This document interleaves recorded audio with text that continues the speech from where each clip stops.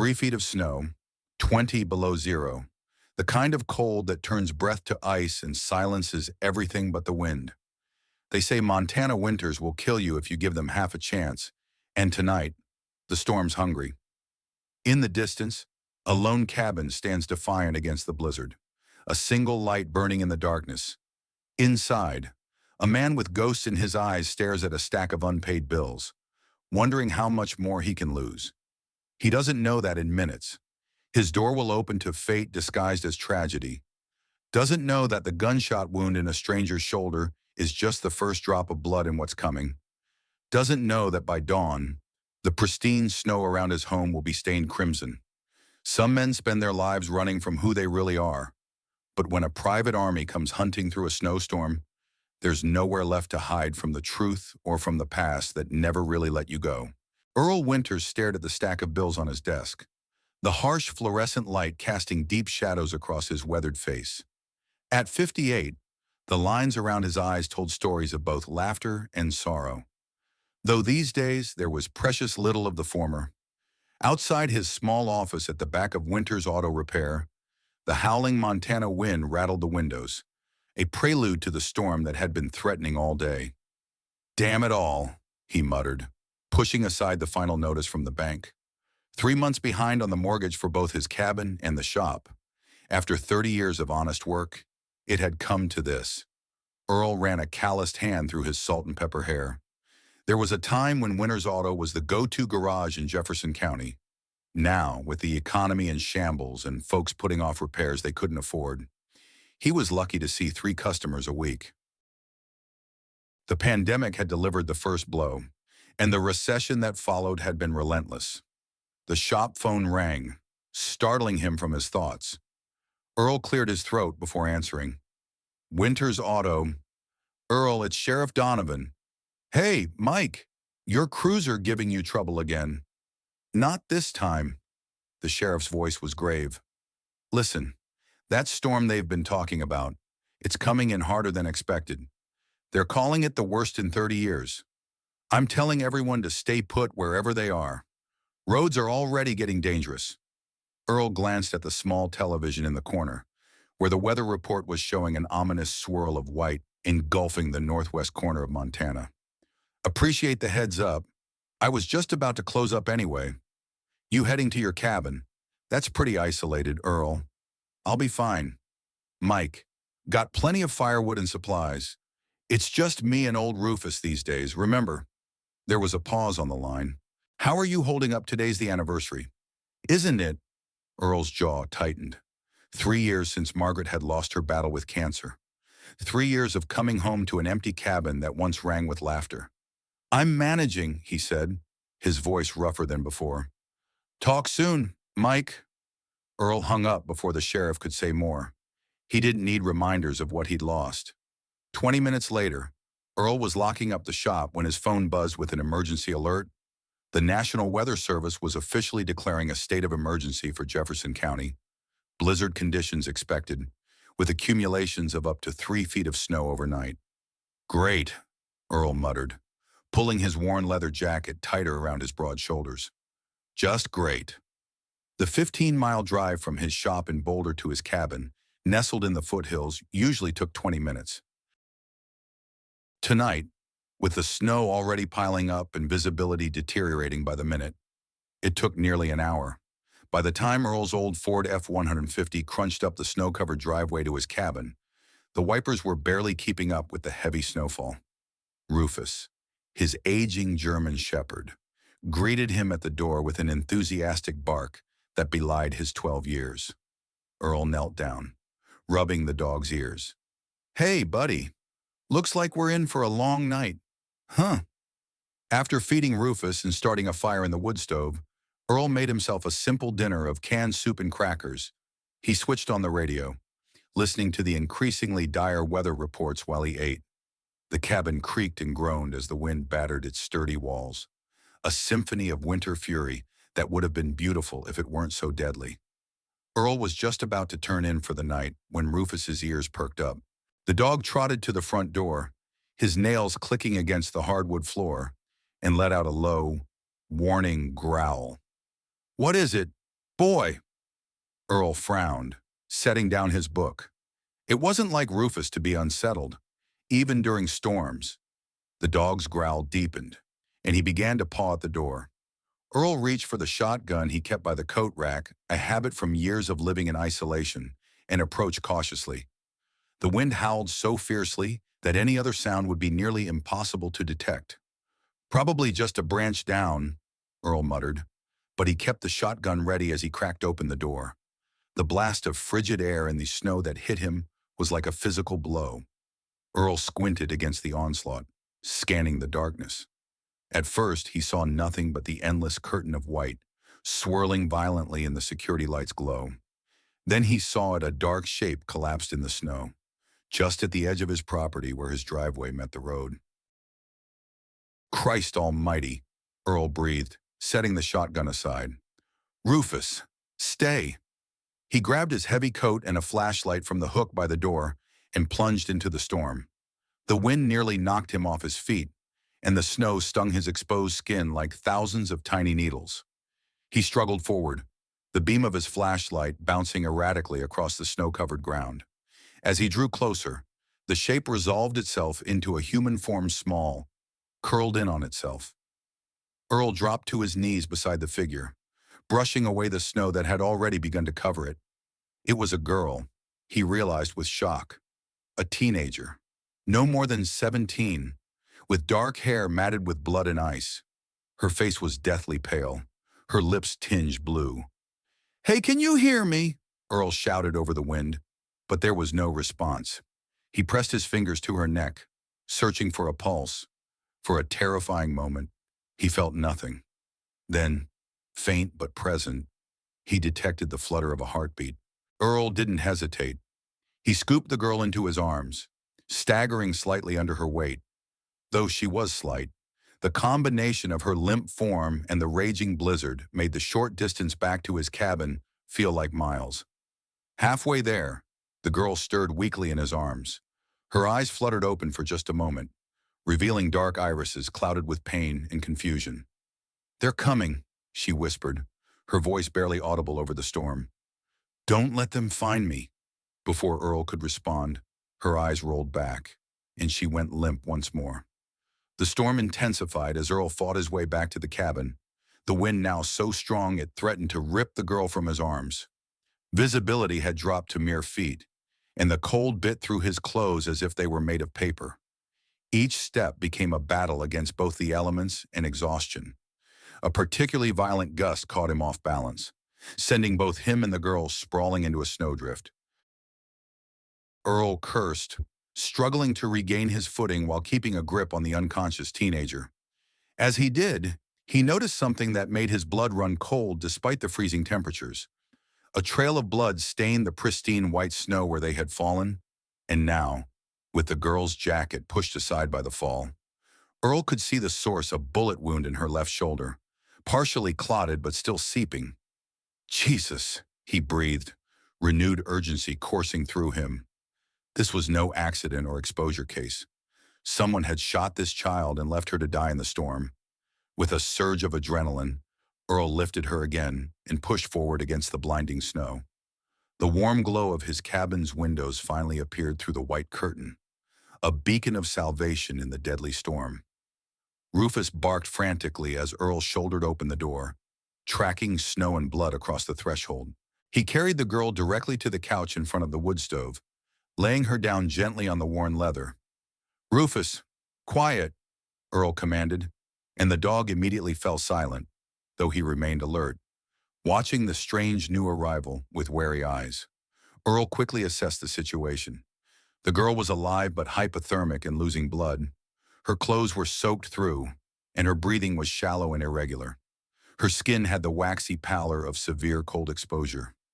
Years of emergency medical training from his time in the Gulf War kicked in. Earl moved with practiced efficiency, cutting away her wet clothing with scissors from his first aid kit, being especially careful around the wound.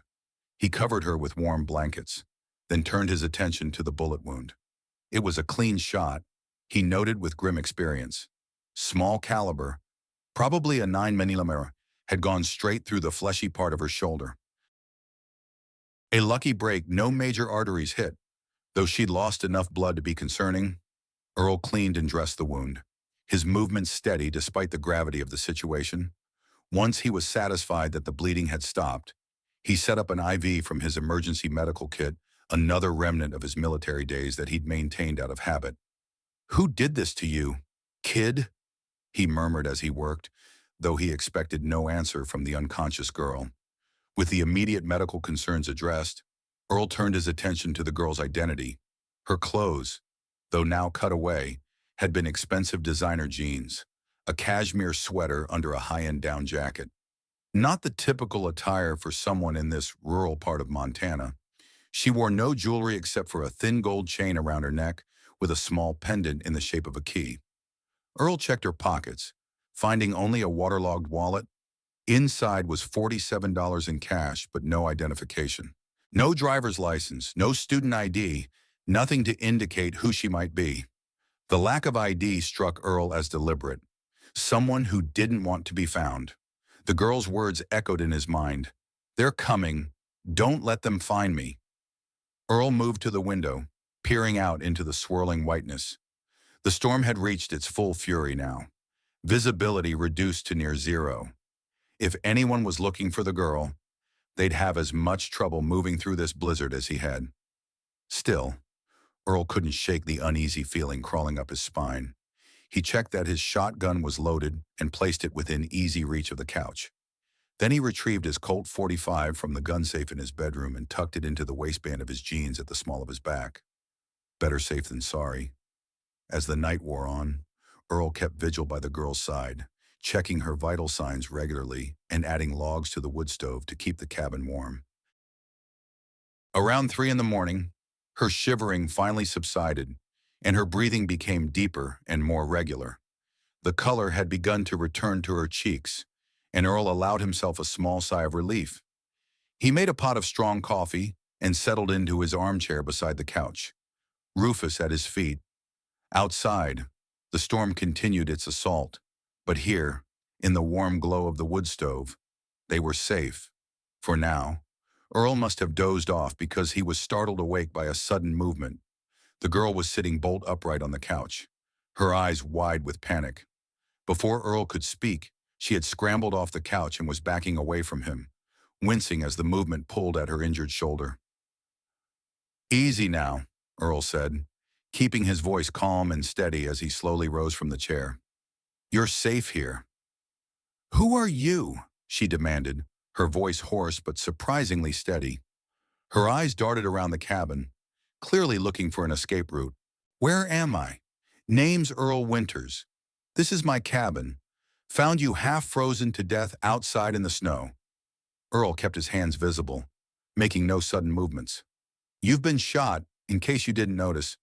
I patched you up best I could." The girl's hand went to her shoulder, feeling the bandage there. For a moment, confusion clouded her features.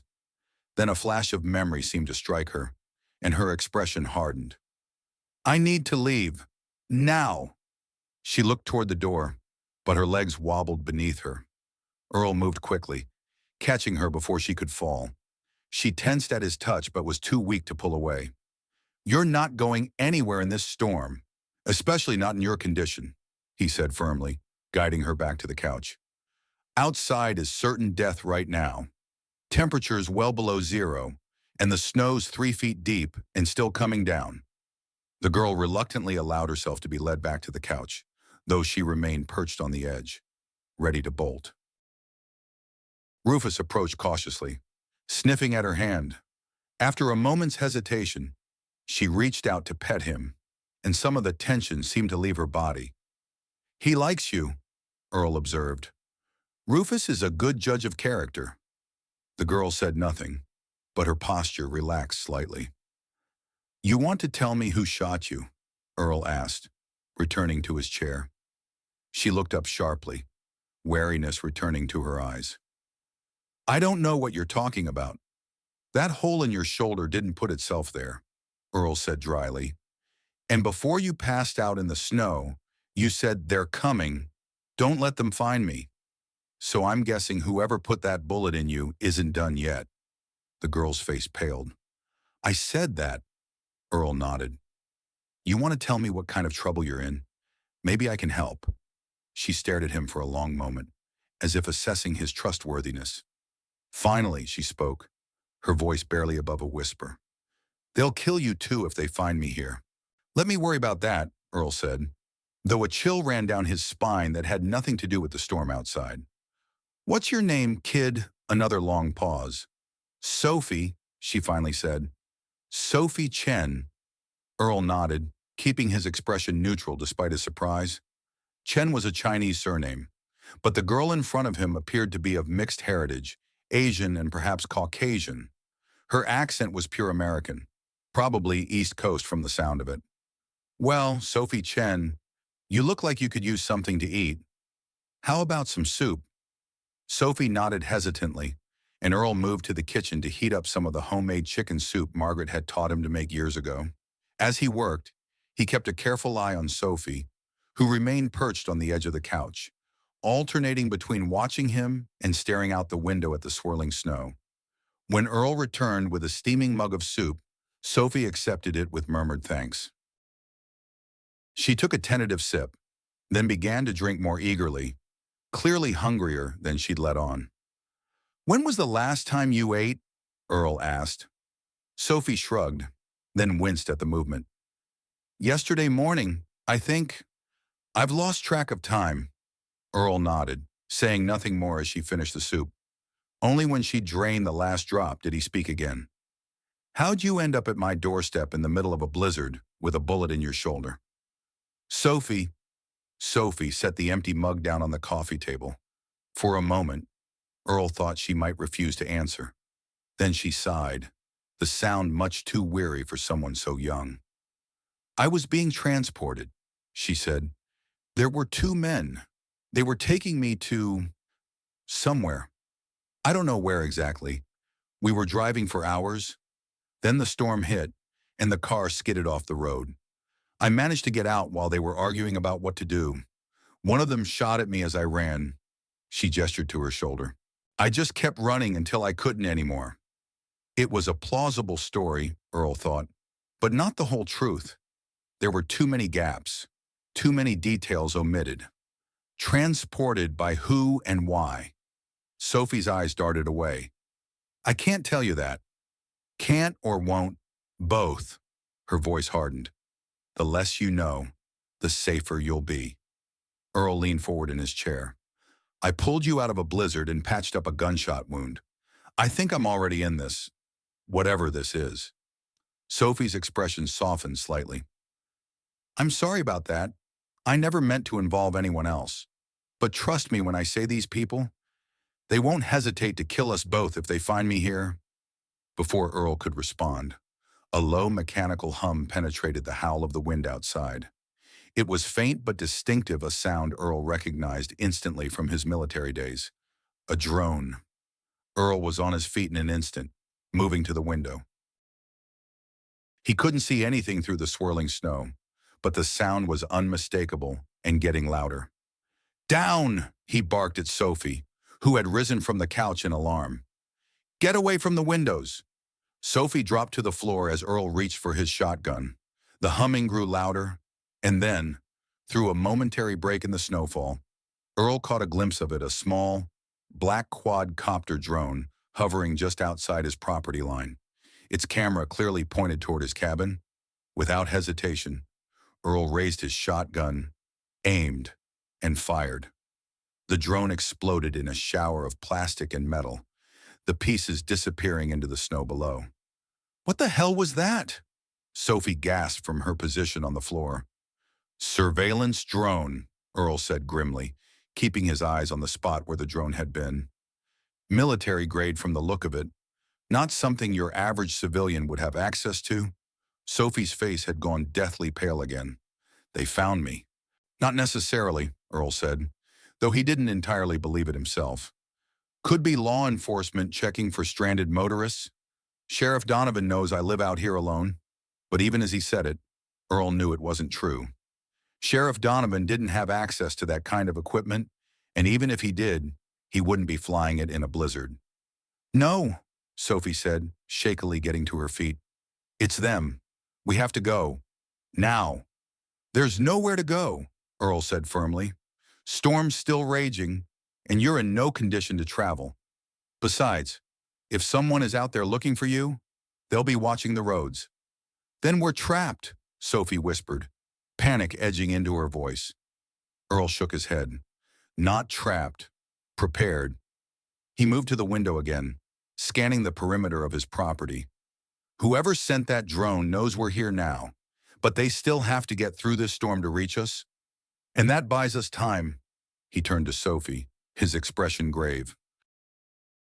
I think it's time you told me exactly who's after you and why. No more half-truths. Sophie hesitated, then sank back onto the couch, her shoulders slumping in defeat. You'll never believe me. Try me? Sophie took a deep breath. My name really is Sophie Chen, and the reason those men are after me is because of who my father is. She looked up, meeting Earl's eyes directly. My father is Richard Chen. Earl felt as if the floor had dropped out from beneath him. Richard Chen, the tech billionaire, whose company, Quantum Horizons, had revolutionized artificial intelligence and quantum computing. A man whose net worth was estimated at over $80 billion. A man who, if the rumors were to be believed, had contracts with every major intelligence agency in the Western world. You're Richard Chen's daughter, Earl repeated slowly, processing this revelation. Sophie nodded. One of them? Yes. I have an older sister who works for the company, but I was supposed to be at boarding school in Switzerland. She gave a bitter laugh. Clearly, that plan changed. You were kidnapped, Earl stated, the pieces falling into place. Yes, but not for ransom, Sophie said. My father has enemies, people who want access to his technology. They thought they could use me to get to him. Earl frowned. But why bring you to Montana? We're in the middle of nowhere. I don't know, Sophie admitted. I was blindfolded for most of the journey, but I heard them talking about a meeting point, somewhere remote where they could make the exchange. Exchange, Earl prompted. Sophie's eyes dropped to her hands. Me for some kind of technology my father's been developing. Something called Project Prometheus. The name sent a jolt of recognition through Earl, though he couldn't place why.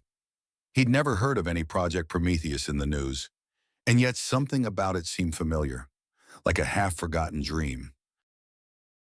Before he could pursue that thought, Rufus let out a low growl, his attention fixed on the front door. Earl immediately went still, listening intently. For a moment, all he could hear was the howling of the wind. Then, faintly but distinctly, came the crunch of footsteps in snow. Someone was outside the cabin. Earl moved silently to the window, keeping to the side to avoid being seen. He peered carefully through a gap in the curtains. The snow was still coming down heavily, but in the harsh glow of his security lights, he could make out dark figures moving at the edge of his property, at least 3 of them, dressed in black tactical gear, carrying what looked like assault rifles. They're here, Earl whispered, turning back to Sophie. Her face had drained of color. How many? She asked, her voice trembling slightly. At least 3 that I can see. Probably more. Earl quickly assessed their options. The cabin had only 2 exits: the front door and a back door that led to a small covered porch. Both would be watched. The windows were too small for an adult to climb through quickly, and they were a good 10 feet off the ground anyway, due to the cabin's raised foundation. They were effectively trapped. Earl moved to a closet near the kitchen, pulling out a metal lockbox. He opened it to reveal a small arsenal, 2 handguns, besides his Colt, a hunting rifle, and boxes of ammunition. You know how to use one of these? He asked Sophie, holding out a 9mm Glock. Sophie shook her head. My father believes in peace. We weren't allowed to have guns in our house. Earl almost laughed at the irony, a man who developed military technology but wouldn't allow guns in his home.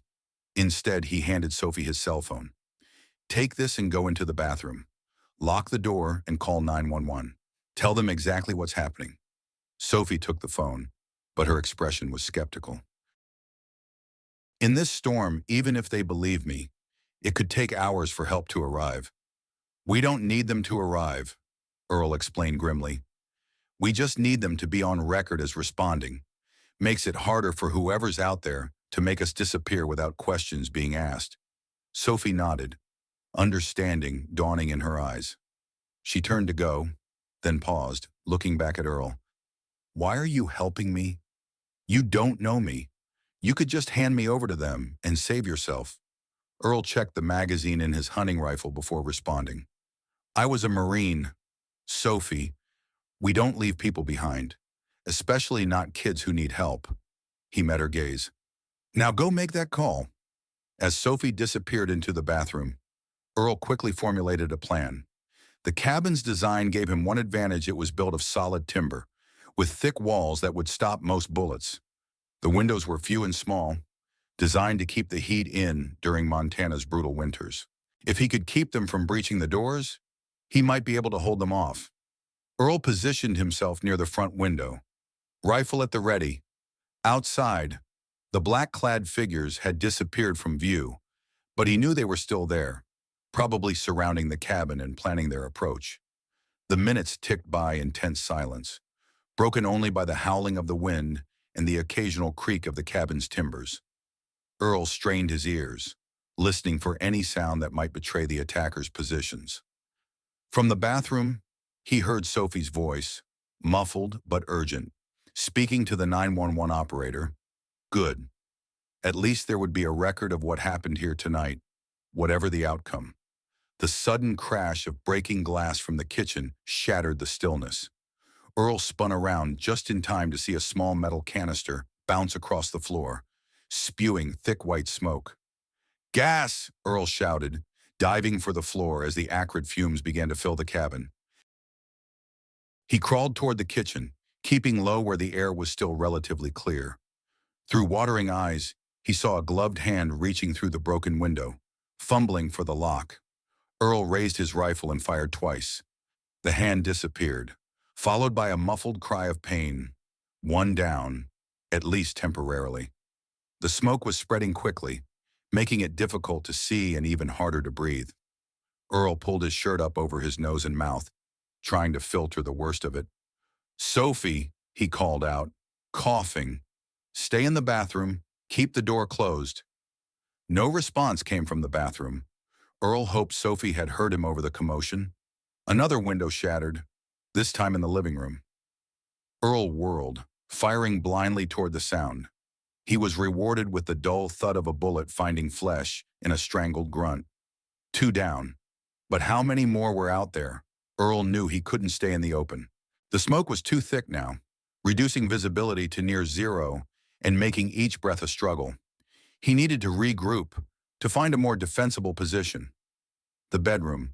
It had only one small window, and the door was solid oak. If he could get there, he might have a chance. Earl began to crawl toward the hallway that led to the bedroom, keeping his rifle ready. He had made it halfway when the front door exploded inward with a deafening crash.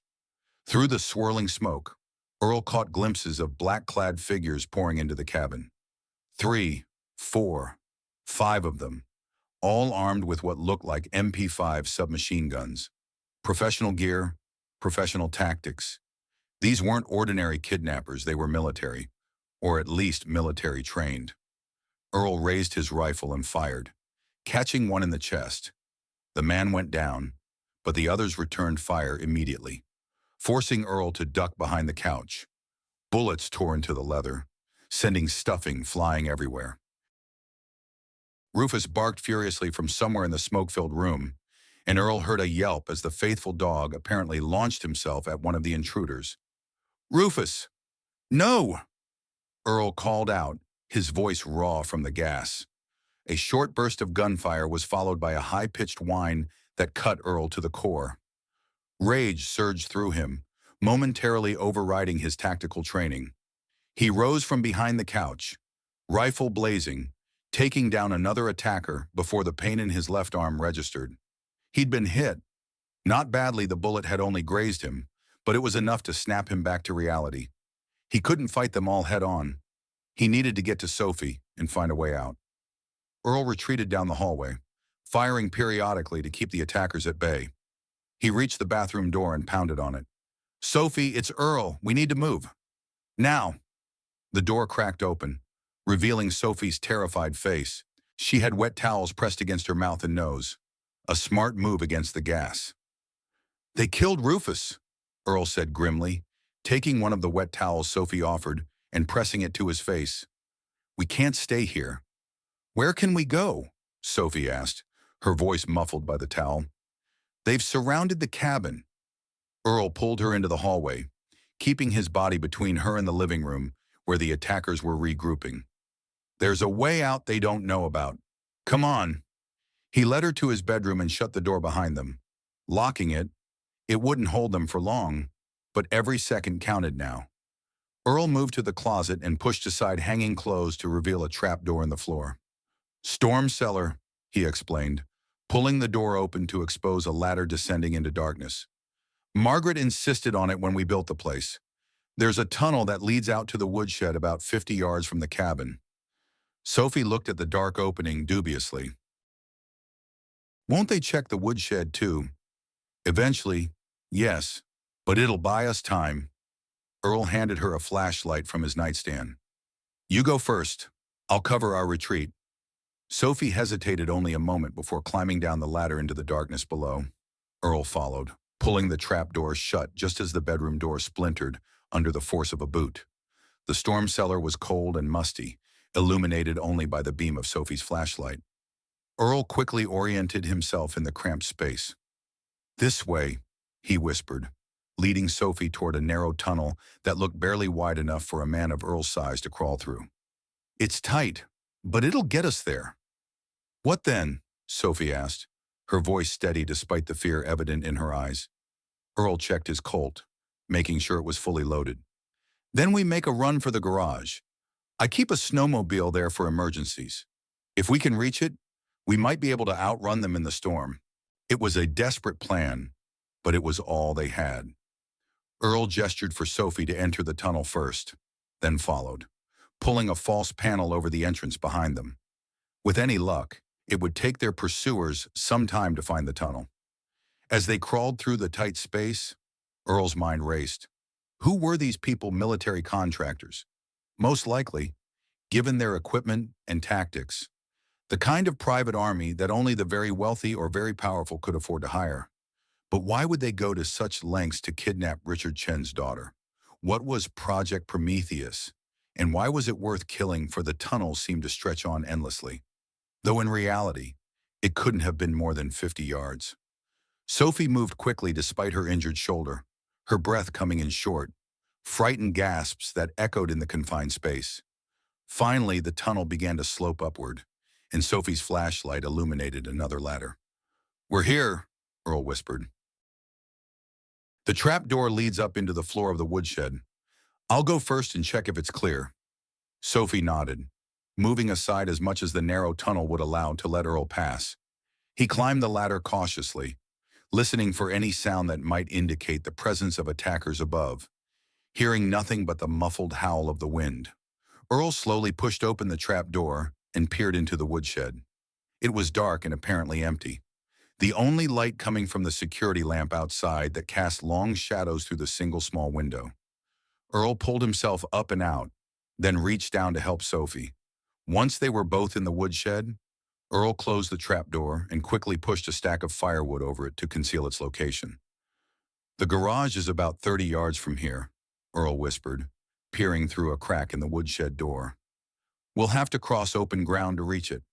The storm will provide some cover, but we'll be exposed." Sophie nodded, her face set with determination despite the fear in her eyes.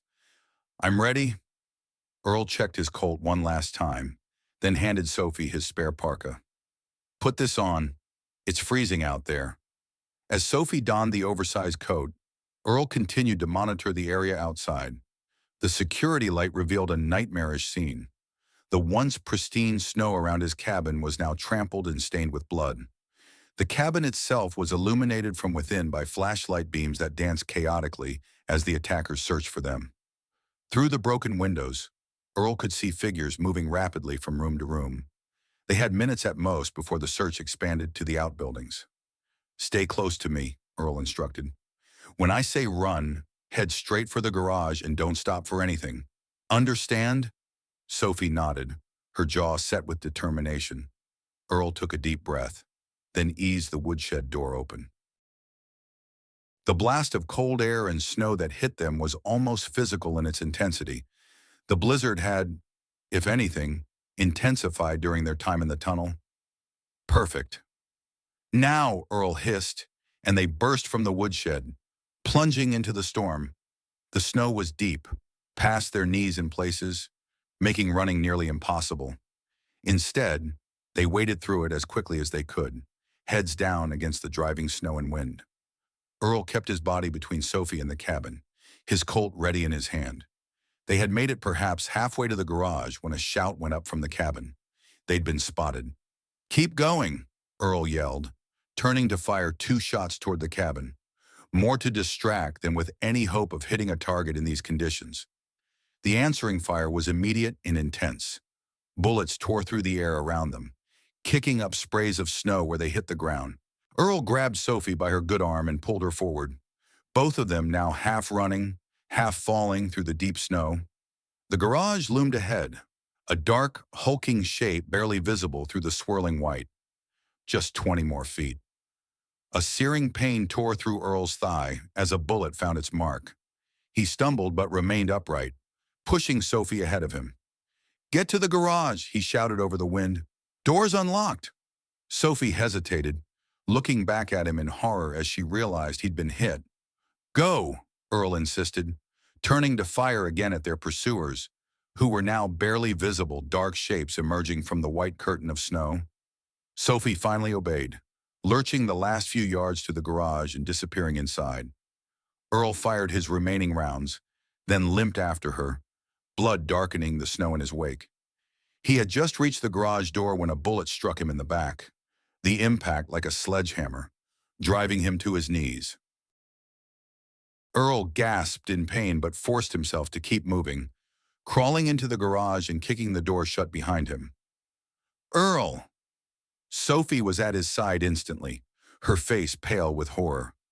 "Oh my God, you're hit, snowmobile!" Earl gasped, gesturing toward the far side of the garage where a sleek Arctic cat was parked. "Keys! In the ignition! You need to go." "I'm not leaving you," Sophie protested. "You have to," Earl insisted, grimacing as he tried to assess the damage to his back. The bullet had struck his left shoulder blade, but he could still move his arm, which meant it probably hadn't hit anything vital. The leg wound was more concerning. It was bleeding heavily, and the pain was intense. "Help me up," he grunted. Sophie hesitated, then looped her arm under his, helping him to his feet. Earl swayed dangerously but remained standing through sheer force of will. Outside, voices shouted commands, growing closer by the second. "We're out of time," Earl said, limping toward the snowmobile. "We go together." Sophie looked like she wanted to argue but instead helped him to the vehicle. Earl swung his injured leg over with a grimace of pain and settled into the seat. Sophie climbed on behind him, her arms wrapping around his waist.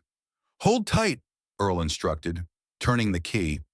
The snowmobile's engine roared to life just as the first bullets began to punch through the thin wooden walls of the garage. Earl hit the throttle, and the snowmobile lurched forward, crashing through the rear wall of the garage that he'd deliberately constructed to be thinner than the others, creating an escape route that their pursuers wouldn't expect. The snowmobile burst into the storm, engine screaming as Earl pushed it to full throttle. Behind them, shouts of surprise and anger were quickly swallowed by the howling wind and the roar of the engine. Earl steered them away from the cabin, into the dense forest that covered the hills behind his property. It was dangerous terrain, especially in a blizzard and at night, but he knew these woods better than anyone. If they could lose their pursuers here, they might have a chance. Sophie clung to him tightly as they weaved between trees, the snowmobile's headlight cutting a narrow path through the darkness. Earl fought to stay focused despite the pain from his wounds and the blood he could feel soaking through his clothes. He just needed to get them far enough away, to a place where they could regroup and figure out their next move. Behind them, The sound of engines revving indicated that their pursuers had found vehicles of their own. The chase was on, a deadly game of cat and mouse through a frozen, white hell. Earl pushed the snowmobile harder, ignoring the protests of his injured body. They crested a small rise and plunged down the other side, momentarily airborne before crashing back into the deep powder. Sophie let out a small cry as the impact jarred her wounded shoulder, but she held on grimly. The pursuing engines grew fainter as Earl navigated a particularly dense section of forest, taking them through gaps barely wide enough for the snowmobile to pass. His local knowledge was paying off. Their pursuers would be forced to go around, buying Earl and Sophie precious minutes. Eventually, they emerged into a small clearing where a dilapidated hunting cabin stood, almost completely buried in snow. Earl cut the engine and coasted the last few yards to the cabin's porch. "What is this place?" Sophie asked as they dismounted, her voice barely audible over the wind. "Old hunting cabin," Earl explained, wincing as he put weight on his injured leg. "Friend of mine owns it. Lets me use it sometimes. Not many people know it's here." He led Sophie to the door, retrieving a key from beneath a frost-covered rock. The lock was stiff with ice, but it eventually turned, and they stumbled into the pitch-black interior. Earl fumbled for the battery-powered lantern he knew was kept on a shelf by the door. When he switched it on, the small cabin was revealed a single room with a wood stove, a rough wooden table with 2 chairs, and a narrow cot against one wall. It was basic, but it would provide shelter. "Help me block the window," Earl instructed, moving to pull the tattered curtains closed. "No lights must be visible from outside." Sophie quickly caught on, using a worn blanket from the cot to cover the cabin's single window more thoroughly. Once they were secure, Earl collapsed onto one of the chairs, the adrenaline that had kept him going now fading, leaving only pain and exhaustion in its wake. "Let me see your wounds," Sophie said, her voice steadier now as she took charge. She helped Earl remove his jacket and shirt, revealing the bullet wound in his back. "It looks like it went through the muscle but missed anything vital." "Lucky," Earl grunted. "Check the cupboard by the stove. Should be a first aid kit." Sophie found the kit and set about cleaning and bandaging Earl's wounds with surprising competence. "My mom was a doctor," she explained when Earl raised an eyebrow at her skill. "She insisted I learn basic medical care. Said you never know when it might come in handy." "Smart woman," Earl commented, gritting his teeth as Sophie applied antiseptic to the wound in his thigh. "She was," Sophie agreed, her expression softening with memory. "She died when I was 12. Cancer." "I'm sorry," Earl said, recognizing the familiar pain in her eyes. "My wife, Margaret. Cancer took her 3 years ago." Sophie nodded in understanding, continuing her work in silence. When she had finished bandaging his wounds, she helped him into a clean shirt she found in a drawer. "Thank you," Earl said, feeling somewhat restored despite the persistent throb of pain. "You did good back there. Kept your head." Sophie smiled faintly. "Not my first crisis, unfortunately." She moved to the window, carefully peering out through a gap in the makeshift curtain. "Do you think we lost them?" "For now," Earl said, though he wasn't as confident as he tried to sound. "The storm's on our side, makes tracking nearly impossible." "What do we do next?" Earl considered their options. They couldn't stay in the hunting cabin indefinitely. It had no food supplies, and once the storm cleared, it would be an obvious place to search. They needed to reach civilization, to contact the authorities or, better yet, to reach Sophie's father directly. "We need to get to town," Earl decided. "Boulder's about 20 miles from here. Sheriff Donovan's a good man. He'll help us." "Can you drive the snowmobile that far?" Sophie asked doubtfully, eyeing Earl's bandaged leg. "Have to," Earl said simply, "but not tonight. We both need rest, and it's suicide to travel in this storm after dark. We'll leave at first light." Sophie nodded, accepting his judgment. She moved to sit on the edge of the cot, suddenly looking every bit the 17-year-old girl she was tired, scared, and far from home. You should try to sleep, Earl suggested. Take the cot. I'll keep watch. You're injured, Sophie protested. You need the rest more than I do. Earl shook his head. I'll be fine in the chair. Military training, you learn to sleep anywhere. Sophie looked like she wanted to argue but was too exhausted to put up much of a fight. She stretched out on the narrow cot, pulling the blanket over herself. Within minutes, her breathing had deepened into sleep. Earl settled back in his chair, positioning himself where he could see both the door and the window. His wounds throbbed painfully, and he knew he'd lost enough blood to be concerned. But there was nothing more they could do about it now. As he kept his vigil, Earl's mind returned to the revelation that had been swallowed in the chaos of their escape. Sophie was Richard Chen's daughter, and these men, this private army, were after her because of something called Project Prometheus. The name still tugged at Earl's memory, like a word on the tip of his tongue. Where had he heard it before? It wasn't something he'd read in the news, he was sure of that. It was something more personal, something from long ago. Outside, when the storm continued to rage, nature's fury providing them temporary sanctuary from the human predators that hunted them. But Earl knew it wouldn't last. Morning would come, the storm would clear, and they would need to move again. For now, though, they were safe. Earl allowed himself to close his eyes, just for a moment, to gather his strength for the challenges that lay ahead. His last thought before drifting into an uneasy sleep was of Sophie's words. They'll kill you too if they find me here. She had been right about that, but what she didn't know, what Earl himself was only beginning to suspect, was that perhaps their paths crossing in this remote corner of Montana was not as random as it seemed. Perhaps fate had a hand in bringing Richard Chen's daughter to his doorstep. Perhaps Earl Winters had been waiting for this moment all along, without even knowing it. As consciousness slipped away, a memory surfaced from the depths of Earl's mind, a memory of a classified briefing room, of technical documents bearing the header, Project Prometheus, of a young Richard Chen explaining his vision for an artificial intelligence system that would change the world. A system that Earl himself had helped design in another life, before he walked away from it all, before he buried himself in this remote Montana wilderness, running from ghosts and responsibilities he could never truly escape. Before Sophie Chen arrived at his door with a bullet in her shoulder and death on her heels, Earl's eyes snapped open, clarity cutting through the fog of pain and exhaustion. He knew what Project Prometheus was, and if his suspicions were correct, they were all in far more danger than even Sophie realized. Earl jolted awake to the sound of metal scraping against metal. The hunting cabin was bathed in the pale gray light of early dawn, the storm having finally subsided to gentle snowfall outside the frost-covered window. Sophie stood at the small wood stove, attempting to coax life into a meager fire with an old poker. "Sorry," she whispered when she noticed him watching. "I was trying not to wake you." Earl straightened in the chair, wincing as pain shot through his injured shoulder and thigh. He'd slept longer than intended, dangerous, given their situation.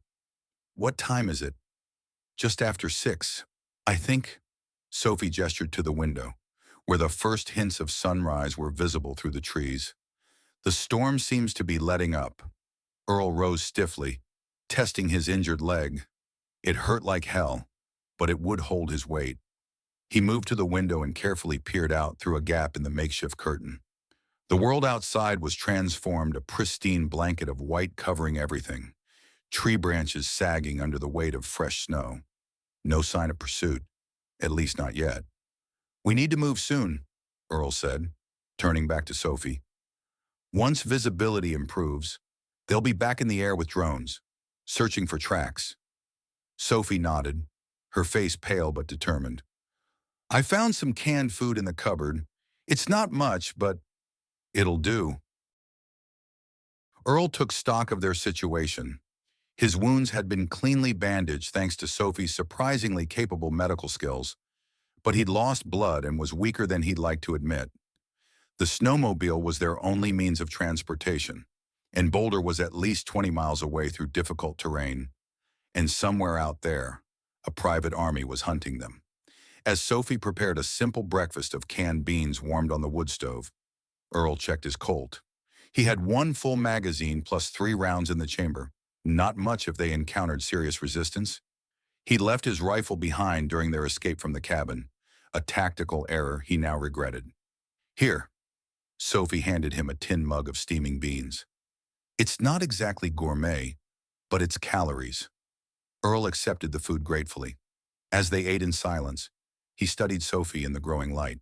Despite everything she'd been through, the kidnapping, the gunshot wound, the harrowing escape, she displayed a remarkable resilience.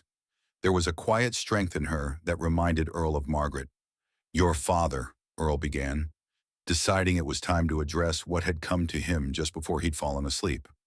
"He's been working on Project Prometheus for a long time, hasn't he?" Sophie's head snapped up, surprise and wariness flashing across her face. "How do you know about that?" "I've heard the name before," Earl said carefully. "A long time ago." Sophie set down her mug, studying Earl with new intensity.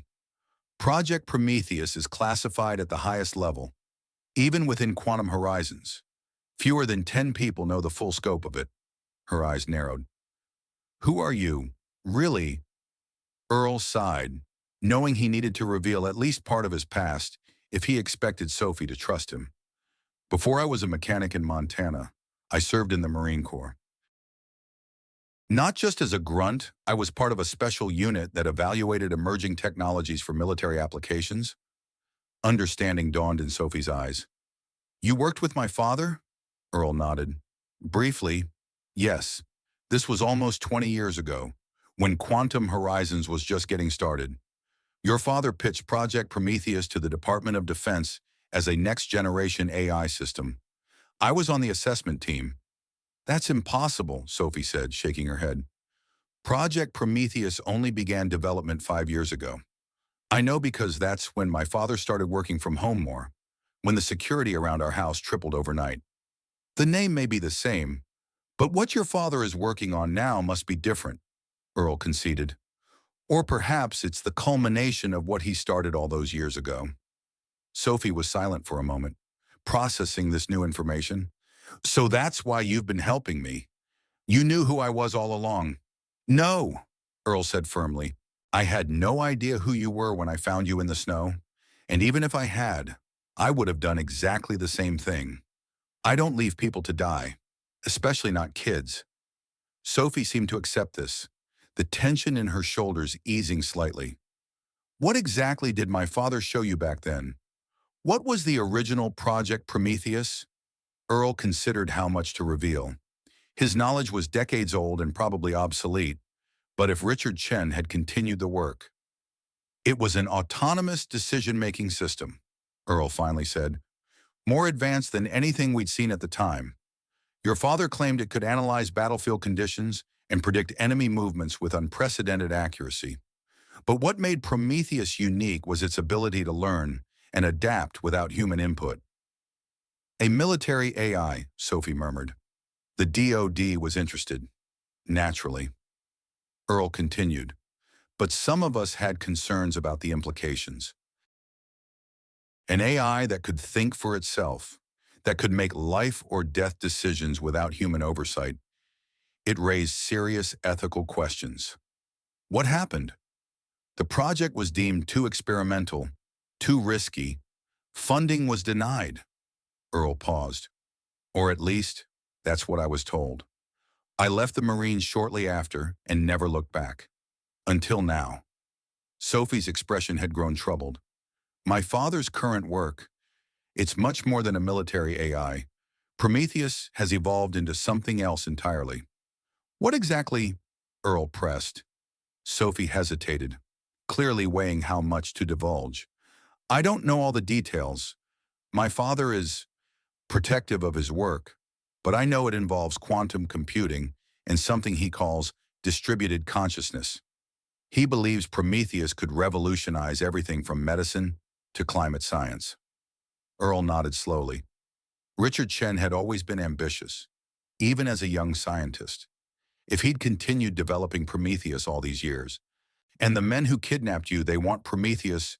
"Yes," Sophie confirmed. but not for its humanitarian applications. There's a component of Prometheus, a physical device that contains the core algorithms. My father keeps it on him at all times. The kidnappers want to exchange me for it. Earl frowned. A physical device like a hard drive. Something like that, but much more advanced. My father calls it the key. Sophie touched the small key-shaped pendant around her neck.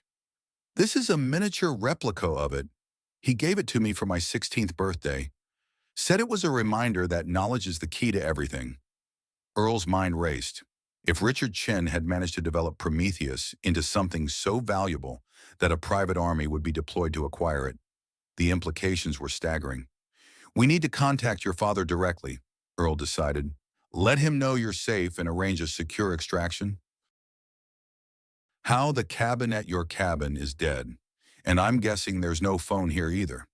There's a ranger station about 10 miles from here, Earl said. They'll have radio equipment, maybe even satellite communications. We can reach your father from there. Sophie nodded, her expression resolute. Then that's where we go. They quickly prepared to leave, erasing all signs of their presence in the hunting cabin. Earl checked the snowmobile, relieved to find the fuel tank still 3/4 full enough to reach the ranger station with reserve to spare. As Sophie secured the cabin door behind them, Earl surveyed the surrounding forest. The pristine snow revealed no tracks other than those of woodland creatures. The sky was clearing, patches of blue visible between thinning clouds. Beautiful, but it meant they would be exposed once they started moving. Stay close behind me, Earl instructed as they mounted the snowmobile. If anything happens, if we get separated, head northeast. The ranger station is at the base of Thunder Mountain. Can't miss it. Sophie nodded, wrapping her arms securely around Earl's waist as he started the engine. The snowmobile roared to life, the sound unnaturally loud in the snow-muffled forest. They set off, following a natural depression in the landscape that would help conceal their passage from aerial observation. Earl kept their speed moderate, not wanting to leave an obvious trail or tax his injured body more than necessary. Every jolt sent waves of pain through his wounded leg and shoulder, but he maintained a stoic silence, focusing on the terrain ahead. For the first hour, they encountered no sign of pursuit. The forest was eerily silent except for the snowmobile's engine and the occasional flutter of disturbed birds taking flight. Earl began to hope they might reach the ranger station undetected. Then, as they emerged from a particularly dense section of forest into a small clearing, Earl heard the faint but unmistakable throb of helicopter rotors. Down, he shouted, cutting the engine and guiding the snowmobile under the cover of a massive pine tree. Sophie dismounted quickly, following Earl's lead as he limped toward a fallen log that offered better concealment. They crouched behind it, watching as a sleek black helicopter appeared over the tree line, its distinctive profile marking it as a military-grade aircraft, not something the local search and rescue teams would use. Bell 407 modified for surveillance, Earl murmured. Not standard civilian equipment. The helicopter moved in a systematic grid pattern, slowly scanning the area. From its underside, Earl could see a mounted camera pod sweeping back and forth thermal imaging, most likely capable of detecting body heat even through the forest canopy. They're looking for us, Sophie whispered, her voice tight with fear. They're looking for heat signatures, Earl corrected. 2 humans and a recently run engine. He pointed to a ridge about half a mile to the west. We need to get over that rise. There's a frozen creek on the other side that will mask our trail, and the dense trees will make aerial surveillance difficult. Sophie nodded, her face resolute despite the fear evident in her eyes. They waited, barely breathing, as the helicopter continued its search pattern. It drew closer to their position, hovering almost directly overhead at one point. Earl felt Sophie tense beside him, her hand unconsciously gripping his arm. He placed his own hand over hers, a silent reassurance. Finally, the helicopter banked away, continuing its search pattern to the south. Earl waited until the sound of its rotors had faded before speaking. We move now, but not on the snowmobile. They'll be watching for engine heat. On foot, Sophie looked dubiously at Earl's injured leg. Can you make it? Have to, Earl said grimly, rising from their hiding place. We'll cover the snowmobile with branches. Come back for it later if we can. Together, they camouflaged the vehicle as best they could, then set off toward the ridge, moving as quickly as Earl's injuries would allow. The snow was deep, past their knees in places, making progress slow and exhausting. Earl's wounded leg protested with each step, but he pushed through the pain, focusing on putting one foot in front of the other. Sophie kept pace beside him, occasionally offering her support when the terrain grew particularly challenging. For her part, she showed remarkable endurance, especially considering her own injury. The wound in her shoulder must have been painful, but she made no complaint. It took them nearly an hour to reach the ridge, by which time Earl's bandages were soaked with fresh blood and sweat despite the freezing temperature. They paused at the crest, catching their breath and surveying the valley below. The frozen creek was just as Earl remembered, winding through a dense stand of pines. Beyond it, barely visible in the distance, was the metal roof of the ranger station. We're close, Earl said encouragingly. Another hour, maybe less. Sophie nodded, her breath coming in clouds of vapor. I hear it again, she said suddenly, her head tilting. Earl listened. Sure enough, the sound of rotors was returning, but from a different direction this time. The helicopter was circling back. They're persistent, Earl muttered. Come on, we need to get to those trees. They half ran, half slid down the slope toward the creek, the powdery snow offering little resistance to their descent. Earl's injured leg nearly buckled several times, but adrenaline kept him moving. They reached the frozen creek just as the helicopter appeared over the ridge they had recently vacated. This way, Earl directed, leading Sophie onto the ice. Stay on the creek bed. It'll be harder for them to spot us among the trees, and we won't leave obvious tracks. They moved as quickly as they dared on the slick surface, the overhanging trees providing some cover from above. The helicopter continued its search pattern, but the densely wooded creek bed offered better concealment than the open ridge had. As they rounded a bend in the creek, the ranger station came fully into view, a sturdy log structure with a metal roof, surrounded by a cleared area that served as a small helipad in summer months. There were no vehicles visible, and no smoke rose from the chimney. Looks deserted, Sophie observed. It's only staffed during fire season, Earl explained. This time of year, rangers only check in once a week or so. They approached cautiously, staying within the tree line until they were certain the area was secure. The helicopter had moved off to the east, its sound growing fainter, when it had disappeared entirely. Earl and Sophie made their final dash across the open ground to the station's front door. As expected, it was locked, but Earl knew where the emergency key was kept inside a small metal box mounted beside the door. Its combination a simple sequence of the station's map coordinates. Oldest trick in the book, Earl murmured as he spun the dials to the correct numbers. The box opened, revealing a key that he quickly used to unlock the door. They stepped inside, grateful to be out of the cold. The ranger station was basic but well-equipped, a main room with a desk, radio equipment, and maps on the walls, a small kitchenette, and a bunk room visible through an open door. Most importantly, it had a wood stove for heat and, if Earl remembered correctly, a satellite phone for emergencies. Check the cabinets for medical supplies, Earl instructed as he made his way to the communications desk. I need to change these bandages.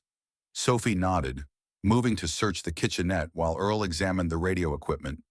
The standard VHF radio would be useless for their purposes, too easy to intercept, and limited in range.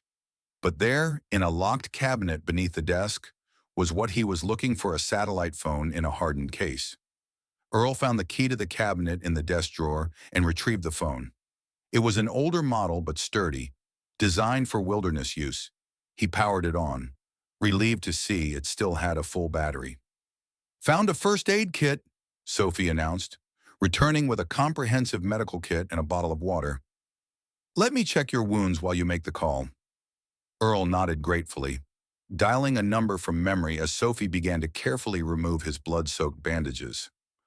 Who are you calling? she asked. My father's number will be monitored. Not your father, Earl said. An old friend. Someone I trust. The phone rang 3 times before a gruff voice answered. Langley Secure Line. Identify. Sierra Echo Whiskey. Authorization Delta 973. Earl recited, using a code he'd never thought he'd need again. Requesting direct connect to Director Hayes. There was a pause, while then, authorization valid. Stand by for secure connection. Sophie looked at Earl with wide eyes. You have a direct line to the CIA? Like I said, I wasn't just a regular Marine, Earl replied, wincing as Sophie cleaned his leg wound. Director Hayes and I go way back. Before Sophie could ask more questions, a new voice came on the line, female, authoritative, with a faint Boston accent. This is Hayes. You're calling on a code that hasn't been used in 15 years. Winter. Must be important. It is, ma'am, Earl confirmed. I have Sophie Chen with me, Richard Chen's daughter. There was a momentary silence on the line. Verify. Subject is 17 years old, approximately 5'6", mixed Chinese-Caucasian heritage, currently has a gunshot wound to the left shoulder, wearing a gold pendant in the shape of a key. Another pause. Where are you now? Forest Service Ranger Station in Jefferson County, Montana. Grid coordinates Tango Romeo 4783. Are you secure? Earl glanced at the windows, where the afternoon light was beginning to fade. Temporarily. We've got hostiles in the area, private military contractors, well-equipped, at least one helicopter, thermal imaging capability. They're searching for us systematically. Understood. How long can you maintain position? Earl exchanged a look with Sophie, who was finishing applying fresh bandages to his leg. A few hours at most. Station has minimal defensive capabilities, and I'm wounded. Hold your position, Hayes instructed. I'm dispatching an extraction team now. ETA 4 hours. Can you confirm the objective of the hostiles? Earl hesitated, looking at Sophie questioningly. She nodded, giving him permission to continue. They're after Project Prometheus, Earl said. Specifically, a component called the key. The line went silent for several seconds. When Hayes spoke again, her voice had a new edge to it. Winter, is Chen with you now? Can she confirm this? Earl handed the phone to Sophie. Director Hayes wants to speak with you. Sophie took the phone, her expression serious. This is Sophie Chen. Earl couldn't hear Hayes' side of the conversation, but he watched as Sophie's face cycled through various emotions, surprise, concern, and finally a grim understanding. Yes, that's correct, Sophie said after listening for some time. No, they don't have it. My father still has the original. A pause. I understand. Yes, I'll tell him. She handed the phone back to Earl. She wants to talk to you again. Earl took the phone. I'm here. Winter, listen carefully, Hayes said, her voice tight with urgency. What I'm about to tell you is classified at the highest level. The men pursuing you aren't just after the physical key. They're after Sophie herself. Earl frowned. I don't understand. Chen embedded the activation protocols for Prometheus in his daughter's DNA. Hayes explained. It's a genetic encryption system, the ultimate biometric lock. Without Sophie's specific genetic signature, the key is useless. Earl looked at Sophie with new understanding. That's why they took her alive, why they're so determined to get her back. Precisely. And it means you can't let them capture her, no matter what. The implications if Prometheus falls into the wrong hands are catastrophic. Who are these people who's behind this? Hayes hesitated. We're still building a complete picture, but our intelligence suggests the operation is being run by Viktor Karev. Earl felt his blood run cold. Viktor Karev, a name synonymous with high-level mercenary operations. A former Spetsnaz commander who now ran one of the most feared private military companies in the world. If Karev was involved, this was bigger than a simple kidnapping for ransom. Karev doesn't work cheap, Earl noted. Someone with serious resources is backing this. That's what worries us. Hayes replied. Stay put. Help is coming. I'll contact Richard Chen personally and update him on the situation. Understood. We'll be here. Earl ended the call and turned to Sophie, who was staring at him with a mixture of fear and resignation. You knew, he said. It wasn't a question. Sophie nodded slowly. Not all of it. I knew I was connected to Prometheus somehow. My father has been taking blood samples since I was 14, running tests. He said it was for a specialized security system. She touched the key pendant around her neck. I didn't know the full extent until recently. Earl absorbed this information, its implications settling heavily on his shoulders. Your father encoded the activation protocols for potentially the most powerful AI system ever created into your DNA, without telling you. He was trying to protect me, Sophie said defensively. If no one knew I was the key, I'd be safe. Except someone found out, Earl pointed out, and now you're in more danger than ever. Sophie fell silent, unable to argue with this logic. She moved to the window, peering out at the gathering darkness. What happens now? We just wait for your CIA friends to arrive. That's the plan, Earl confirmed, checking his Colt again. Though I don't plan to make it easy for Karev if he finds us first. Help me search the station for anything we can use. Together, they conducted a thorough inventory of the ranger station. In addition to the medical supplies, they found emergency rations, fresh water, some spare clothing that Sophie could use, and most importantly, a pump-action shotgun with 2 boxes of shells locked in a cabinet near the desk. Forest Service issue, Earl explained as he loaded the weapon. For wildlife defense. Will it stop Karev's men? Sophie asked, her voice small. Earl met her gaze honestly. It'll slow them down, and that's all we need to do, hold them off until Hayes' team arrives. As night fell, they prepared the station as best they could for a potential assault. Earl positioned furniture to create makeshift barricades near the windows and doors, instructed Sophie on how to use the shotgun in an emergency, and set up a rotation so one of them could rest while the other kept watch. You should sleep first, Earl told Sophie, noting the exhaustion evident in her face. I'll wake you in a few hours. Sophie looked like she wanted to argue but was too tired to put up much resistance. She retreated to the bunk room, leaving Earl alone with his thoughts and the growing darkness outside. He checked his watch. Just over 3 hours until Hayes' extraction team was due to arrive. It felt like an eternity. Earl moved from window to window, scanning the perimeter with a pair of night vision binoculars he'd found in the station's equipment locker. The surrounding forest was quiet, the fresh snow reflecting what little moonlight filtered through the clouds. No sign of movement, no indication that Karev's men had tracked them to the station. Yet, as the hours crept by, Earl found himself thinking about Richard Chen and the project that had brought them together briefly all those years ago. Chen had been brilliant, visionary, but there had always been something unsettling about his single-minded pursuit of artificial intelligence.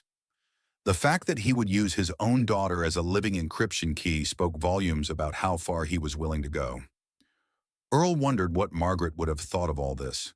She had always been his moral compass, the one who could see through complexity to the heart of what mattered. What would she say about his current situation, injured, outgunned, protecting the daughter of a man whose work could change the world? For better or worse, she would tell him to do what was right, regardless of the cost. That much he knew.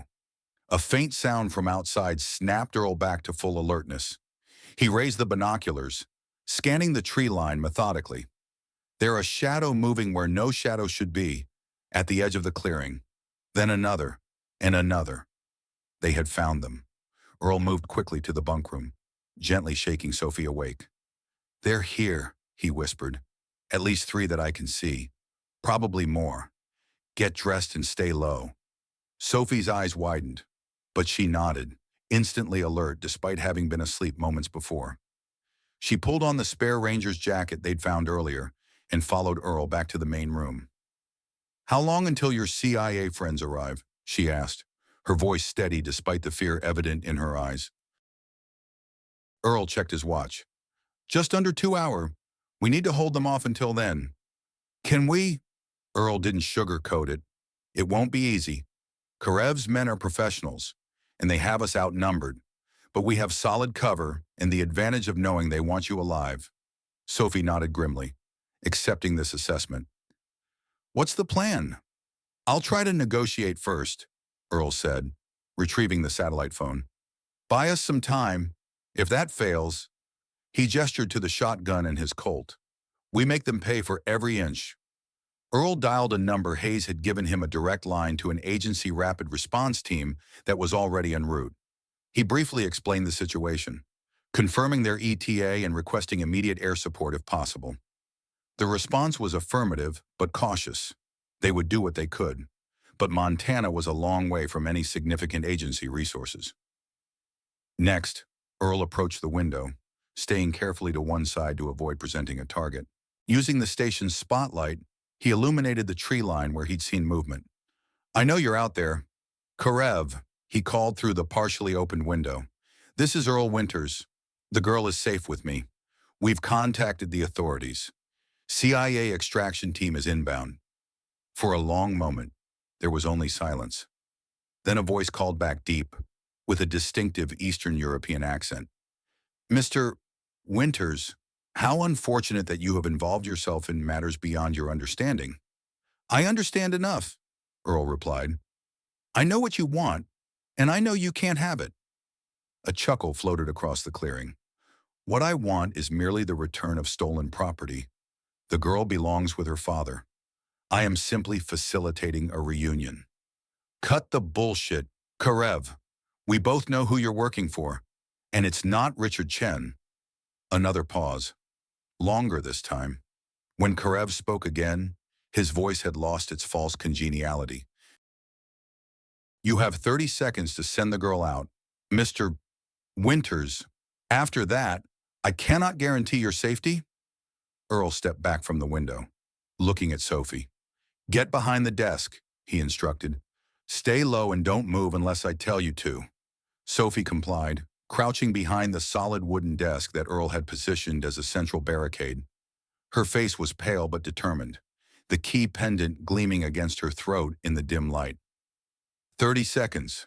Karev. Earl called back. That's barely enough time for me to chamber a round. The response came not in words but in action. A small object arced through the air, crashing through the window to land on the floor of the station.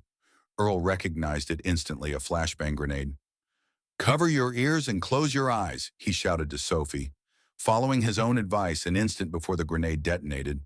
Even with his eyes shut and ears covered, the concussive blast was disorienting. Earl recovered quickly, his military training kicking in as he moved to the window. Shotgun raised. Through the shattered glass, he could see dark figures advancing across the clearing, using the trees for cover as they approached the station from multiple angles. Earl fired twice, the shotgun's roar filling the small building. One of the advancing figures fell, while the others dove for cover.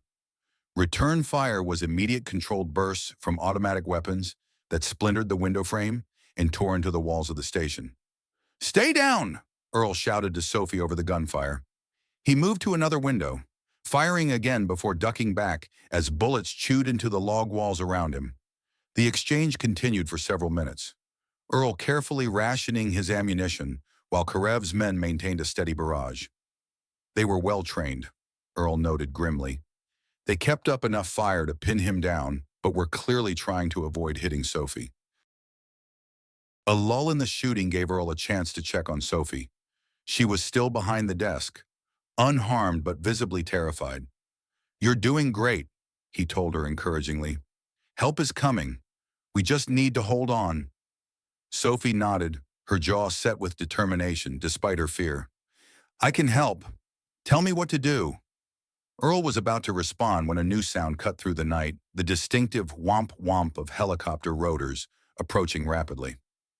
They called in air support, Earl muttered, moving to the window to assess this new threat. The helicopter appeared over the tree line, its searchlight sweeping the area. It was the same Bell 407 they had seen earlier, now retrofitted with what appeared to be mounted weapons on its skids. This just got more complicated, Earl said, his mind racing through options. The ranger station's log construction would provide some protection against small arms fire, but not against the heavier weapons the helicopter likely carried.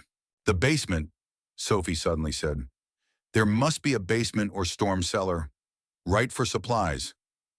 Earl looked at her sharply. You're right.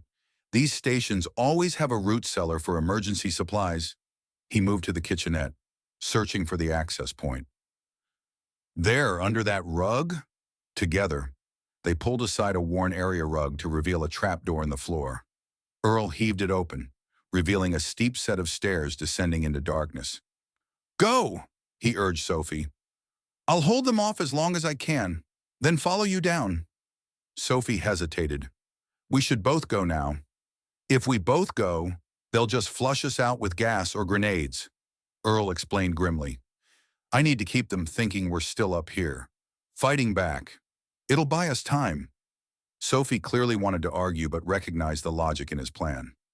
Be careful, she said, her eyes meeting his with surprising intensity. Always am, Earl replied with a confidence he didn't entirely feel.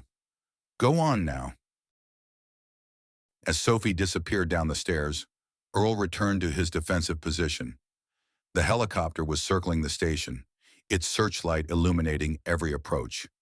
On the ground, Karev's men had stopped advancing, apparently waiting for the helicopter to take the lead. Earl checked his watch. Still over an hour until Hayes' team was due to arrive. Too long. The helicopter made another pass, lower this time. Its side door slid open, revealing a man with what looked like a launcher of some kind, probably tear gas or smoke grenades. Earl raised the shotgun, took careful aim at the open door, and fired. The helicopter veered sharply away, the door sliding shut. Earl allowed himself a grim smile. They wouldn't try that again in a hurry. His small victory was short-lived. The helicopter repositioned, hovering just out of effective shotgun range. Then, without warning, it opened fire with what could only be a mounted machine gun. The station's walls shuddered under the impact as rounds tore through logs and glass.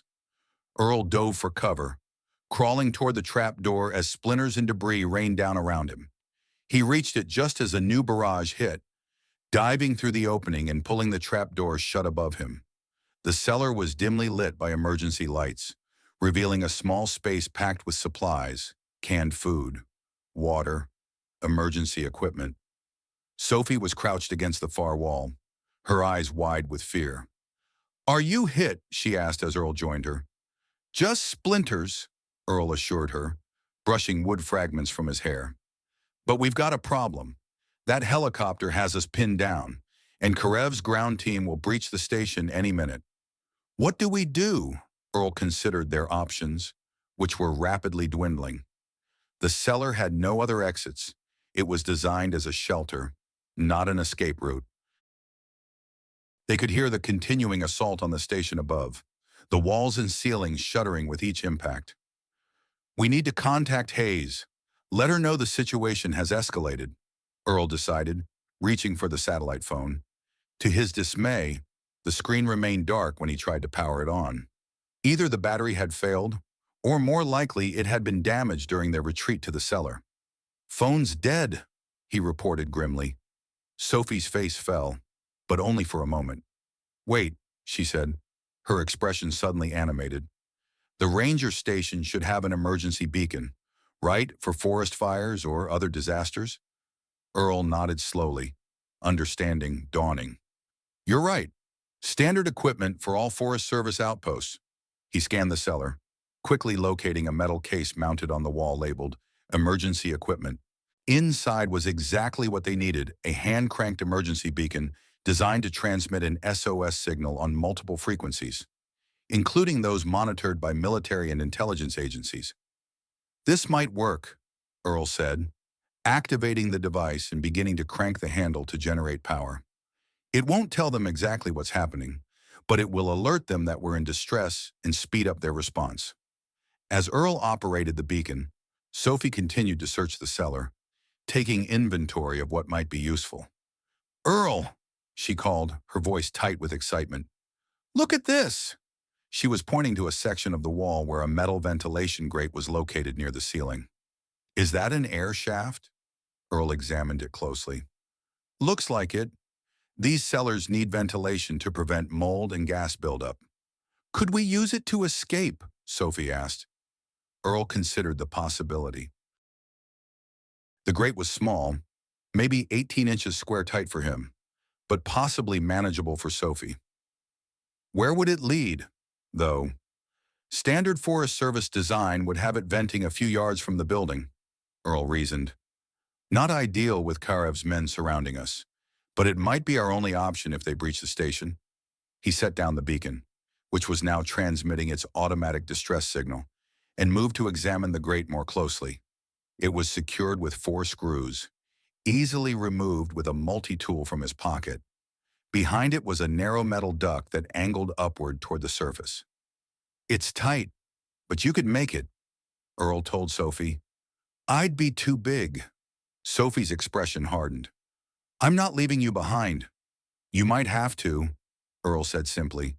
If it comes to that, before Sophie could protest further, a new sound reached them, heavy footsteps on the floor above, followed by voices. Karev's men had breached the station. Earl quickly replaced the grate, then guided Sophie to the darkest corner of the cellar, behind a stack of supply crates.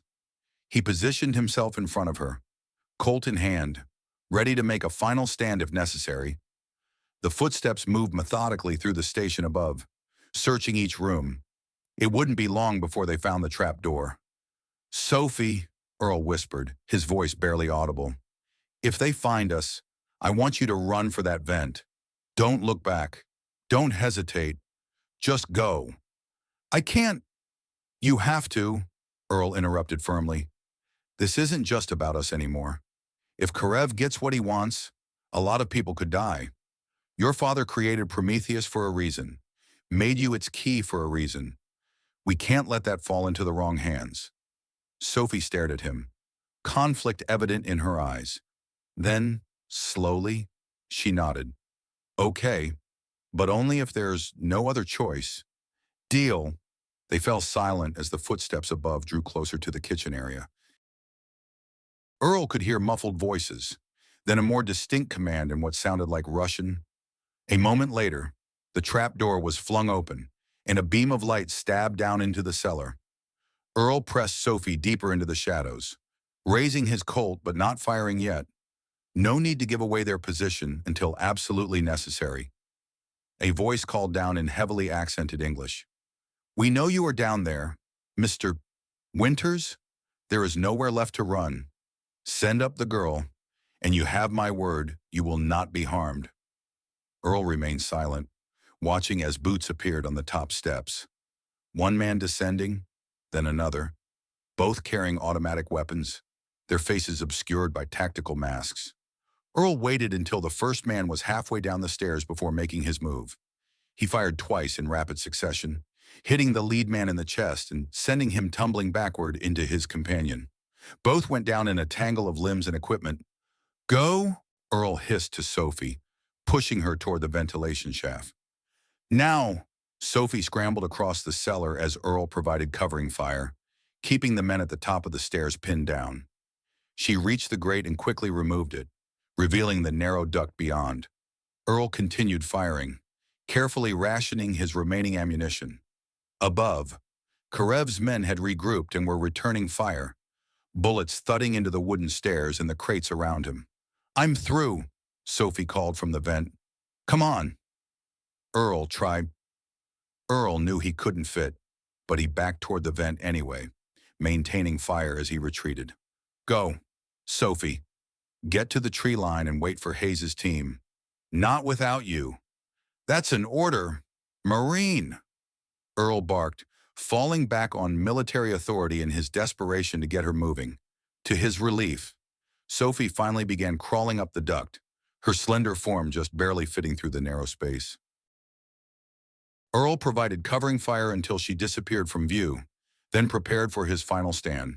He had just 3 rounds left in the Colt, plus whatever remained in the shotgun that lay several feet away.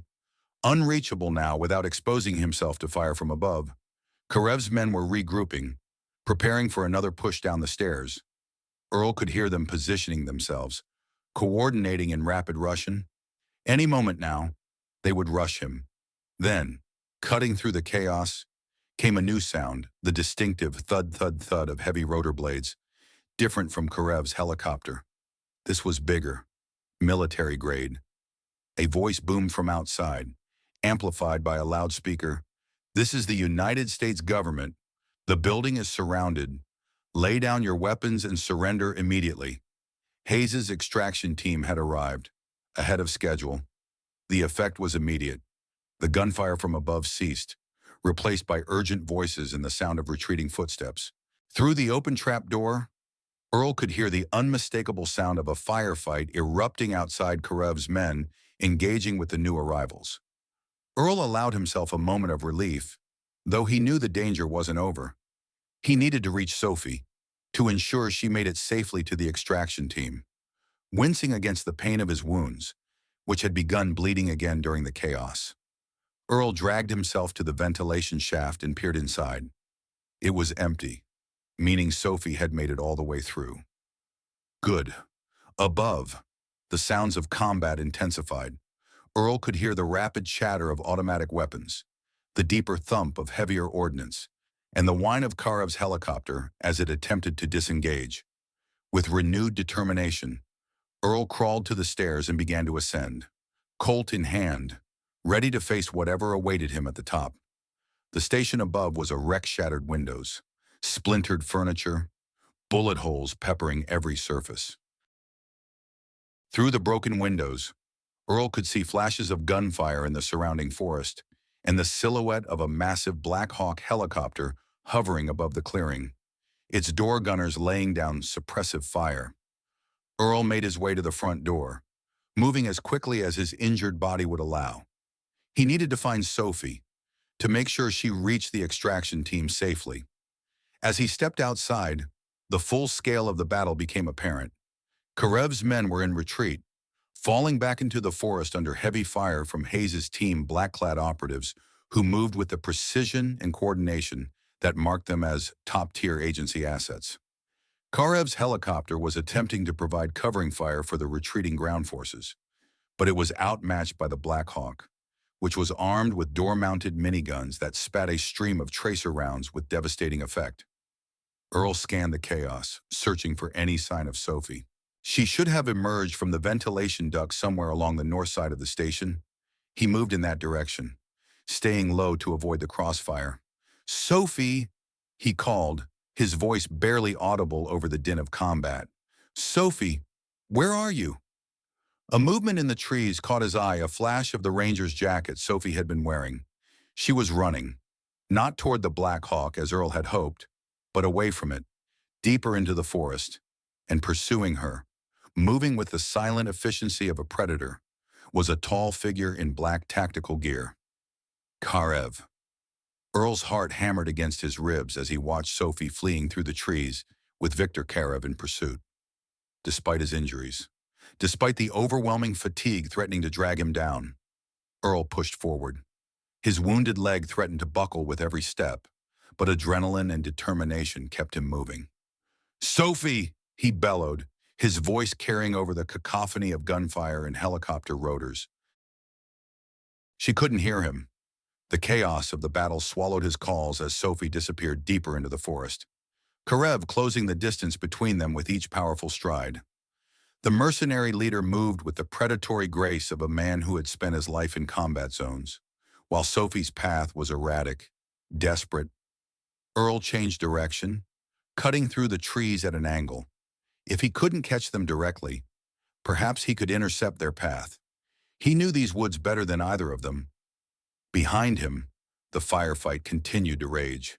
Hayes's extraction team was gaining the upper hand, but Karev's remaining men were buying their leader time to capture his prize.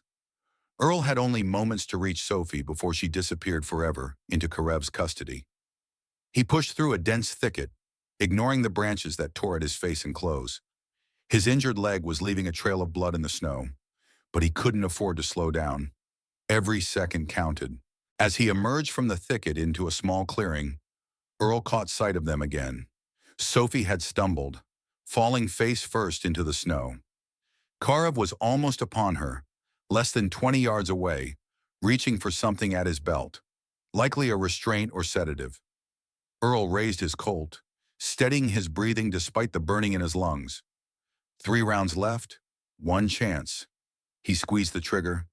The shot echoed through the forest. Karev jerked sideways, a spray of red misting the air around his right shoulder. The mercenary leader spun toward the source of the shot, his own weapon already rising. Earl dove behind a fallen log as bullets splintered the wood around him. He rolled to a new position, risking a glance over the top of his cover. Sophie had regained her feet and was running again, this time toward Earl's position. Karev, blood darkening the sleeve of his tactical gear, was moving laterally, seeking a better angle of fire. "Sophie here," Earl called, revealing his position to guide her. She altered course, sprinting toward him with renewed energy. Earl fired again, forcing Karev to take cover and buying Sophie precious seconds. Now just 2 rounds remained in the Colt. Sophie reached him, sliding into cover beside him, her breath coming in ragged gasps. "Earl, you're alive. Takes more than a few bullets to stop me." Earl grimaced, though in truth he was running on fumes. Blood loss and exhaustion were taking their toll. "Hayes's team is here. We need to get you back to them." "Touching reunion," came a voice from the trees, deep, accented, laced with cold amusement. Karev, but ultimately futile. Earl pushed Sophie behind him, scanning the tree line. Karev was good. He'd already changed positions, using the forest shadows to conceal his movements. "It's over. Karev," Earl called back. "Your men are being overrun. CIA has the area surrounded." A low chuckle floated through the trees. "Perhaps, but they will find only bodies when they arrive here. Yours and mine, possibly, but not the girl's. She comes with me." "Why?" Earl demanded, trying to pinpoint Karev's position from his voice. "Who are you working for?" "Someone who understands the true value of Prometheus," Karev replied. "Someone who will use it as it was meant to be used." "My father didn't create Prometheus for war," Sophie said, her voice stronger than Earl expected. "He built it to solve problems, to help people." "So naive." Karev's voice had shifted position again. "Your father is a businessman. Child. He sells to the highest bidder, like everyone else. The only difference is that I represent someone willing to pay a much higher price." Earl caught a flicker of movement to their left. Just a shadow, but enough. He turned, firing his second-to-last round toward the spot. A grunt of pain told him he'd hit something, but not fatally. "You're bleeding out. Winters," Karev called, his voice now tight with pain. "You can't protect her forever. Be reasonable, hand her over, and I'll ensure medical attention for you both." "Go to hell," Earl growled. Sophie tugged at Earl's sleeve. "We need to move," she whispered. "I see a path back toward the station through those pines."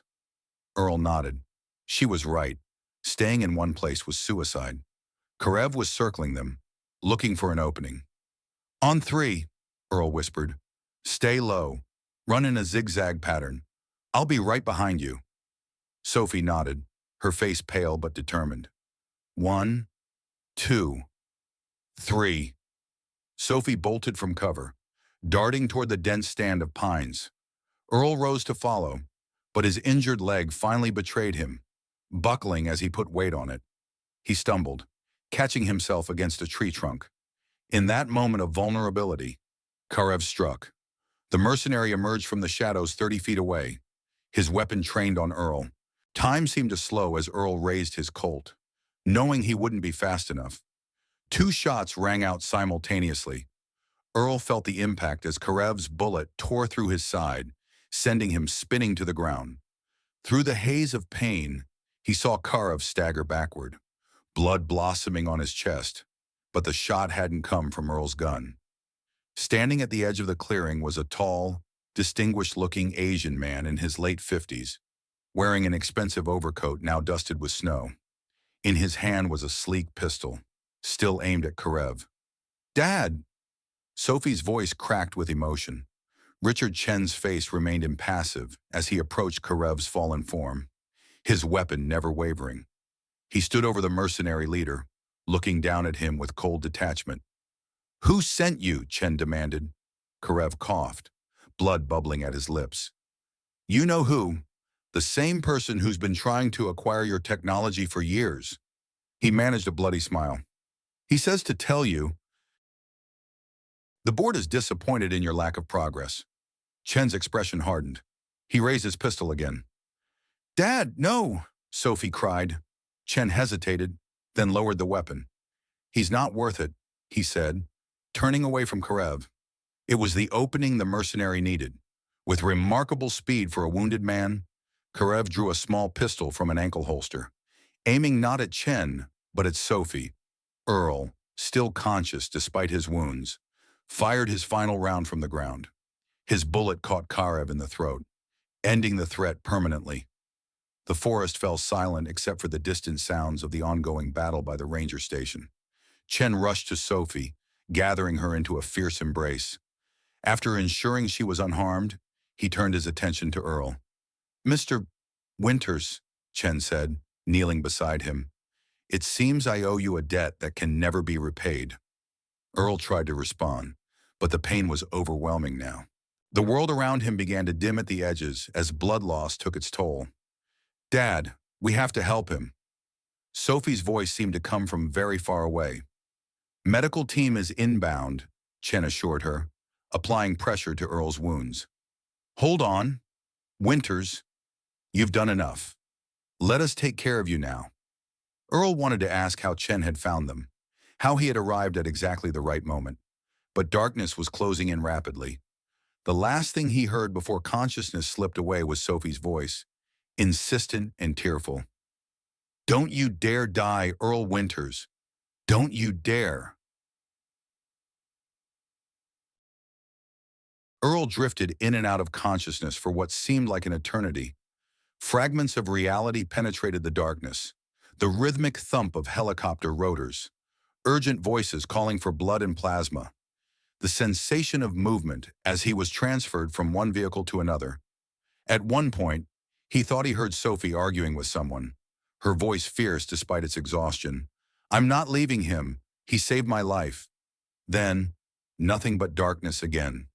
When Earl finally clawed his way back to full consciousness, he found himself in a hospital room unlike any he'd ever seen.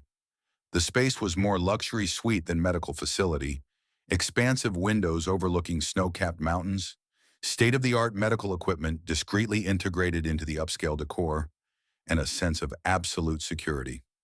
"Welcome back to the land of the living."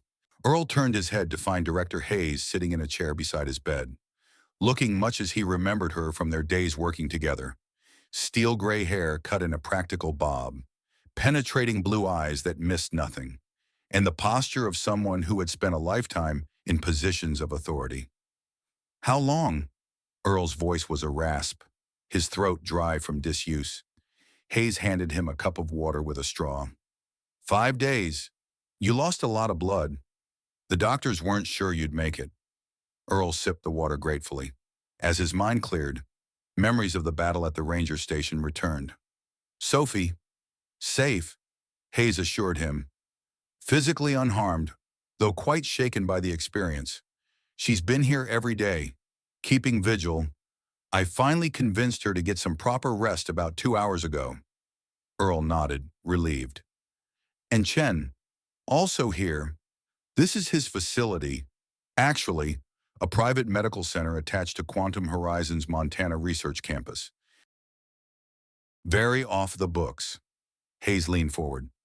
"Chen has been most cooperative since we retrieved his daughter. It seems your actions have earned his trust." Earl processed this information, trying to piece together what had happened after he lost consciousness.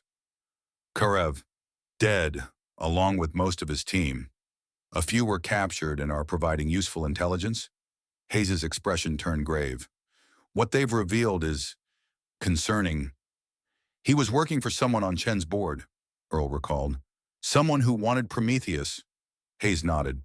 "Charles Harrington, Chen's business partner and oldest friend. At least, that's what Chen thought." Earl wasn't surprised.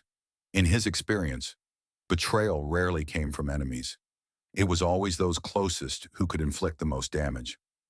Harrington has disappeared, Hayes continued. Accounts emptied, properties abandoned. We're tracking him, but he has resources and connections. Earl shifted in the bed, wincing as pain shot through his bandaged torso. What about Prometheus? Is it secure? A new voice answered from the doorway. Thanks to you, yes. Richard Chen entered the room, Sophie following close behind. Her face lit up when she saw Earl awake, though she restrained herself from rushing to his bedside. Mr. Winters, Chen said formally, approaching the bed. I'm pleased to see you recovering. The doctors assure me you'll make a full recovery, given time. Earl studied the man before him. Richard Chen had aged well since their brief association years ago, still trim and fit, with only touches of silver at his temples, betraying his 58 years. His eyes, however, held a weariness that hadn't been there before. You arrived just in time, Earl observed. Convenient. Chen's lips twitched in what might have been a smile. Hardly convenient. I've been searching for Sophie since her abduction 2 weeks ago. When Director Hayes contacted me with your location, I was already in Montana, following leads of my own. Dad insisted on coming personally, Sophie added, moving closer to the bed. He wouldn't trust anyone else after what happened. Earl looked at Sophie, relieved to see her safe and apparently recovered from her ordeal. She had changed into fresh clothes, designer jeans and a cashmere sweater that reminded him of what she'd been wearing when he found her in the snow. The key pendant still hung around her neck. I understand I have questions to answer, Chen said, glancing at Hayes. About Prometheus, about my methods of securing it, about involving my daughter without her full knowledge. Hayes nodded curtly. Many questions, but they can wait until Mr. Winters is stronger.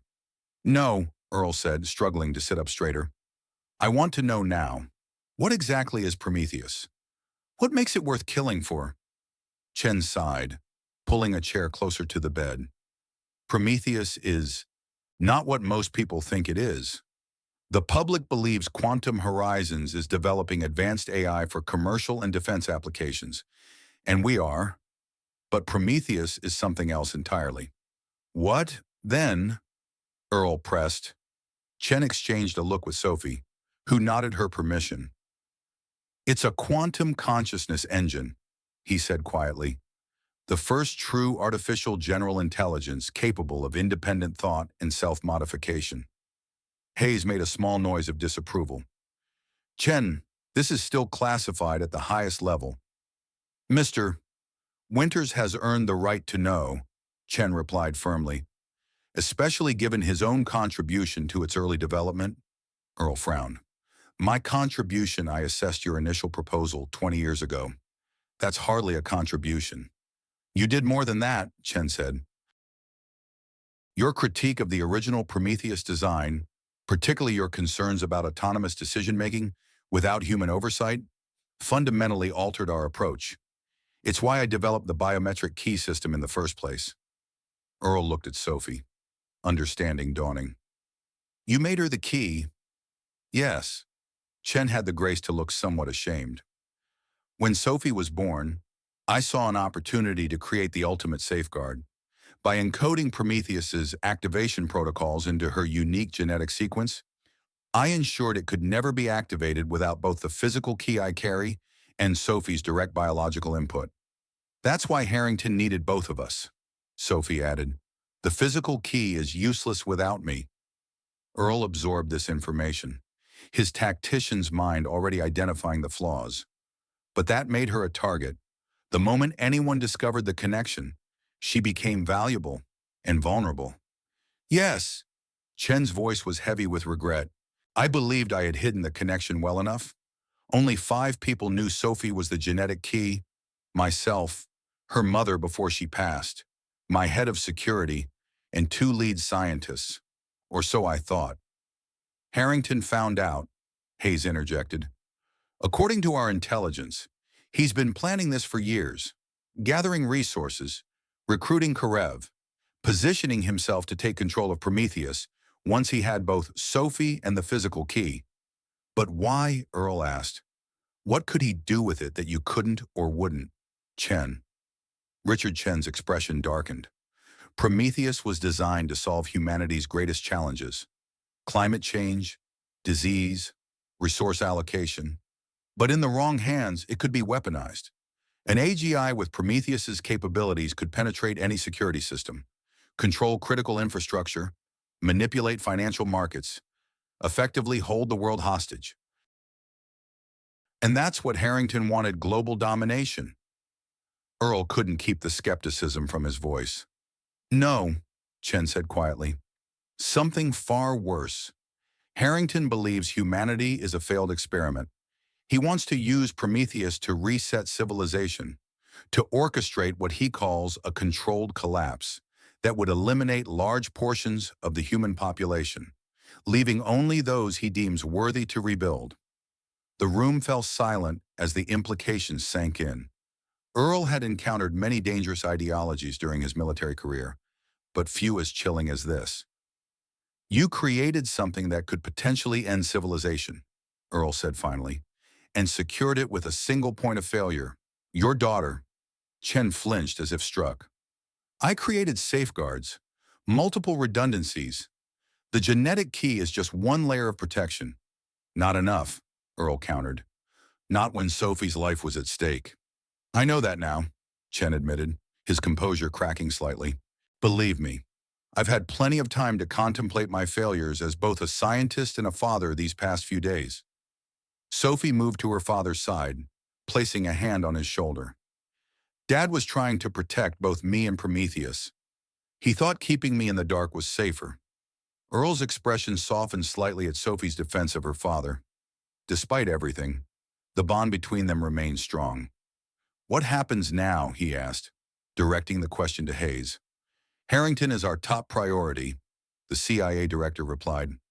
We've frozen his known assets, revoked his passports, and put out international alerts. He won't get far. And Prometheus, Chen answered this one. It's being relocated to a secure facility, and I'm implementing a new security protocol, one that doesn't place the burden solely on Sophie. I volunteered to remain part of the system, Sophie added quickly, but not as the only key. We're creating a distributed authentication protocol that requires multiple authorized individuals to activate Prometheus.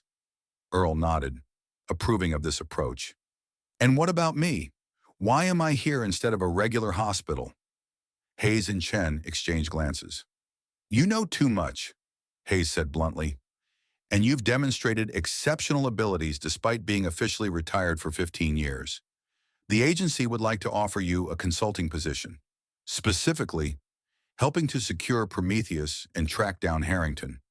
Earl barked a laugh, then winced as pain shot through his ribs. I'm a mechanic with a failing business and more bullet holes than I care to count. What makes you think I'm qualified for this? You kept my daughter alive against impossible odds, Chen said simply.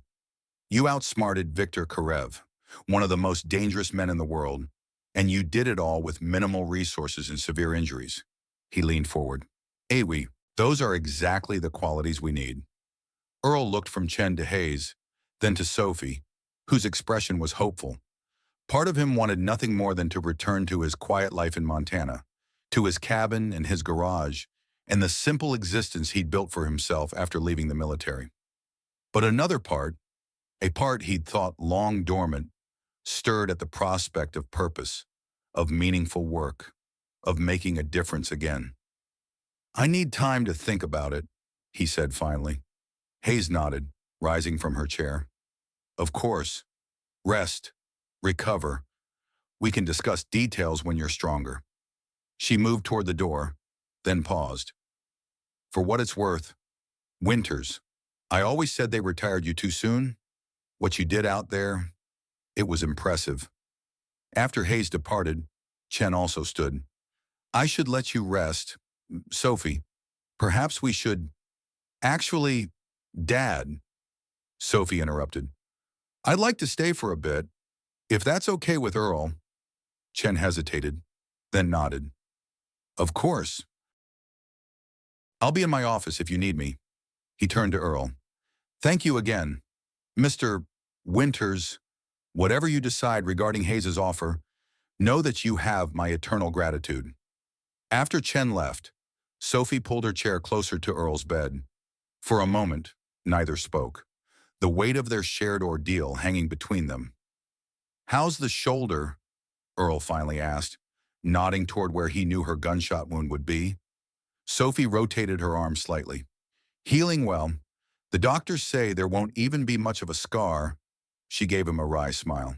Unlike you, I didn't keep reopening it by doing ridiculous things like fighting off mercenaries and diving through ventilation shafts. Earl chuckled despite the pain. Fair point. The doctors say you nearly died, Sophie said, her voice growing serious. Twice. Once in the helicopter and again during surgery. Wouldn't be the first time. It would have been the last. Sophie's directness caught him off guard. You risked everything for me. Earl, a total stranger who brought nothing but danger to your doorstep. Earl shrugged, then immediately regretted the movement as pain lanced through his bandaged torso. Did what anyone would do. That's not true, and you know it, Sophie countered. Most people would have handed me over to save themselves, or at least not taken 3 bullets trying to protect me. She leaned forward. Why did you do it? Really, Earl considered the question. Why had he risked everything for this girl? Was it his military training, his ingrained sense of duty, or something more personal? When I found you in that snowstorm, he said slowly, you reminded me of someone. Who? Earl hesitated, then decided on honesty. Everyone. My wife, Margaret, the son I haven't seen in years, the person I used to be, before I buried myself in that cabin and tried to forget the world. He met Sophie's gaze. Sometimes life gives you a second chance when you least expect it. Sophie's eyes glistened with unshed tears. My mom used to say something similar, that the universe has a way of putting you exactly where you need to be, even if it's not where you thought you wanted to go. Earl nodded. Margaret had expressed similar sentiments over the years. He wondered, not for the first time, what she would make of his current situation. What will you do now? Sophie asked. Will you take the job my father and Director Hayes offered? Still thinking about it, Earl admitted. Not sure I'm cut out for that world anymore. I think you are, Sophie said with surprising conviction. I saw you out there. Earl, when it mattered most, you knew exactly what to do. That doesn't go away, no matter how long you try to bury it. Earl studied the young woman before him, struck by the maturity in her assessment. She had changed in the days since he'd found her half frozen in the snow. There was a new confidence in her bearing, a directness in her gaze that spoke of hard-won wisdom. What about you? He asked. Back to Switzerland. Sophie shook her head. No more boarding school. Dad's agreed to let me finish high school in the States, then attend MIT as planned, and I'm going to be more involved with Quantum Horizons, specifically the Ethical Oversight Committee for Prometheus. Big responsibility for someone your age. I think I've earned it, Sophie said simply. Besides, who better to help safeguard Prometheus than the person who was literally born to protect it? Earl couldn't argue with that logic. Your father's lucky to have you. He knows that now, Sophie smiled. We've had some long overdue conversations these past few days. Turns out almost losing your daughter to mercenaries puts things in perspective. A comfortable silence fell between them. Outside the large windows, snow had begun to fall again, gentle flakes drifting past against the backdrop of Montana's mountains. There's something else, Sophie said eventually. Something I haven't told anyone yet, not even my father.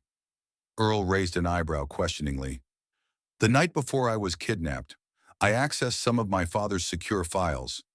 Sophie looked down, seemingly embarrassed by the admission. I'd suspected for a while that I was somehow connected to Prometheus, and I wanted to know the truth. What did you find on designs or specifications? Things I shouldn't have been able to understand, but somehow did. Sophie met Earl's gaze. And a personnel file. Yours, Earl stiffened. Mine, Sophie nodded. From 20 years ago, your assessment of the original Prometheus project. But there was more. Notes my father had made about you over the years. He's been keeping track of you, Earl. Earl's mind raced. Chen had been monitoring him. Why there's more, Sophie continued. In his notes, my father mentioned a contingency plan. If anything ever happened to Prometheus, or to him, you were to be contacted. Me, why? Because you were the only person who ever truly understood the dangers Prometheus presented, Sophie explained. The only one who saw past its potential to its risks. My father wrote that your moral compass was the truest he'd ever encountered.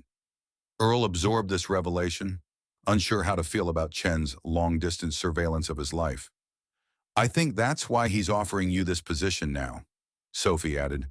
Not just as thanks for saving me, but because he's always intended for you to be involved. He just never found the right moment, until now. Earl gazed out at the falling snow, considering the strange turns his life had taken. From Marine to military tech advisor, from grieving widower to reclusive mechanic, and now, potentially, to guardian of one of the most powerful technologies ever created. One more thing, Sophie said, reaching into her pocket. She pulled out a small USB drive, offering it to Earl. This was with my father's files on you. It's addressed to you personally, dated 3 years ago. Earl took the drive, turning it over in his palm. What's on it? I don't know. It's encrypted. Sophie stood, preparing to leave. But the file name was Margaret. Earl's breath caught. Margaret, Sophie nodded. I thought you should have it, whatever it is. She moved toward the door. I'll let you rest now. Think about the job offer. Earl, we need people like you, people who understand what's at stake. After Sophie left, Earl lay back against the pillows, the USB drive clutched in his hand. Margaret, what could Chen possibly have saved in a file with his wife's name? And why 3 years ago, right around the time of her death, his thoughts were interrupted by a soft knock at the door. A nurse entered, carrying a tablet. Mr. Winters, how are you feeling? It's time for your medication. Earl submitted to the nurse's ministrations, allowing her to check his vitals and adjust his IV. As she worked, he noticed a familiar face on the tablet she had set aside. His own, much younger, in military dress uniform. Excuse me, he said. What is that you're looking at? The nurse glanced at the tablet, then back at Earl with a smile. Oh, I didn't realize. You're him. Aren't you the hero from the file they gave us? What file? Your medical history, she explained, handing him the tablet. Mister, Chen had us study it thoroughly before you arrived. He wanted us to be prepared for any complications, given your previous injuries. Earl scrolled through the document, his frown deepening. The file contained his complete military medical records, including details of injuries sustained during classified operations that shouldn't have been accessible to a private citizen, even one as powerful as Richard Chen. And there was more, detailed notes on his life after leaving the Marines, including medical records from his local doctor in Montana. And even, Earl stopped scrolling, his blood running cold. There it was, Margaret's complete medical file, including her cancer diagnosis, treatment regimen, and ultimately, her death certificate. Why would Chen have this? And how the nurse, oblivious to Earl's growing unease, finished adjusting his medication. You should rest now, Mr. Winters. The doctor will be by to check on you in a few hours. After she left, Earl continued examining the files on the tablet, searching for answers. Near the end of the document, he found something that made his heart stop. A genetic profile comparison between himself and an unnamed male subject, showing a 90.7% probability of paternal relation. A son, his son, but that was impossible. Earl and Margaret had never had children. Despite years of trying, their inability to conceive had been one of their great sorrows. Unless a memory surfaced, fuzzy, disjointed. During his time with the Tech Assessment Unit, he'd provided various biological samples as part of standard procedure. Blood, tissue, DNA. Had Chen used those samples, created a child from Earl's genetic material without his knowledge or consent? And if so, where was this child now? The USB drive in Earl's hand suddenly felt like it weighed 1,000 pounds. What secrets did it contain? What had Richard Chen been hiding all these years? Earl needed answers, and he knew he wouldn't find them lying in a hospital bed, no matter how luxurious. With determination born of decades of military discipline, Earl disconnected his IV and struggled to his feet. Pain lanced through his body, but he pushed it aside. He found a robe hanging in the closet and pulled it on over his hospital gown. Moving to the door, he checked the hallway. Empty for now, though he knew security in a facility like this would be substantial. He would need to move quickly and carefully. First, he needed a computer to access the USB drive. Then he needed to find Chen and get the truth, whatever it might be. As Earl stepped into the corridor, he felt something he hadn't experienced in years: the cold clarity of purpose, the focused determination of a mission. Richard Chen had saved his life, but he had also been manipulating it from afar for decades. And Sophie, brave, brilliant Sophie, had handed him the key to unraveling the mystery. Now it was time to discover what lay at the heart of it all. Not just Prometheus, but the connection between Earl Winters and Richard Chen that had begun 20 years ago and somehow led to this moment. Whatever he discovered, Earl knew one thing for certain: nothing would ever be the same again. The snow continued to fall outside, covering the Montana landscape in a pristine blanket of white, erasing all tracks and traces of what had come before. A clean slate, a new beginning. Earl Winters stepped forward, ready to face whatever truth awaited him. Richard Chen stood at the window of his office, watching the snow fall on the mountains. Behind him, the secure terminal displayed the surveillance feed from Earl Winters' hospital room, showing the empty bed and disconnected IV. Chen smiled slightly. Winters was already on the move, just as he had predicted. The man's resourcefulness and determination were precisely why Chen had chosen him all those years ago. He reached into his desk drawer and removed a small device that resembled the key pendant Sophie wore, the true key to Prometheus. But this one was different, modified in ways only Chen understood. Soon, Winters would find the answers he sought, and when he did, the final phase of Project Prometheus could begin, not as a weapon, not as a tool for global domination, but as something far more profound: a second chance for everyone. Chen closed his fingers around the key, his expression serene despite the momentous decisions that lay ahead. "See you soon, old friend," he murmured, as the snow continued to fall, covering all that had come before in pristine, untouched white. The end of one story, the beginning of another. The mountains of Montana stand unchanged, indifferent to the blood that was spilled across their snowy slopes. Only the scars on Earl Winters' body tell the story of what happened here: how a broken mechanic became a guardian, how a frightened girl became a protector, how the simplest act of human decency sparked a war in the shadows. Some say fate doesn't exist, that our paths are random, our collisions with others mere chance. But when a teenager with a bullet in her shoulder stumbles into the life of the one man who understands the dangerous technology encoded in her DNA, perhaps there are forces at work beyond what we can comprehend.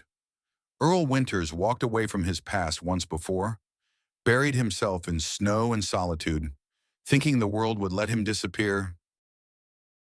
Now he stands at another crossroads, the key to humanity's future in his scarred hands. The ghosts of his past suddenly alive with possibility. The storm has passed, but darker ones gather on the horizon. The quest for power never truly ends. It only changes form. And sometimes the greatest battles aren't fought with bullets and blood, but with the quiet choices we make when everything is at stake. What would you risk to protect a stranger? What would you sacrifice to save the world from itself?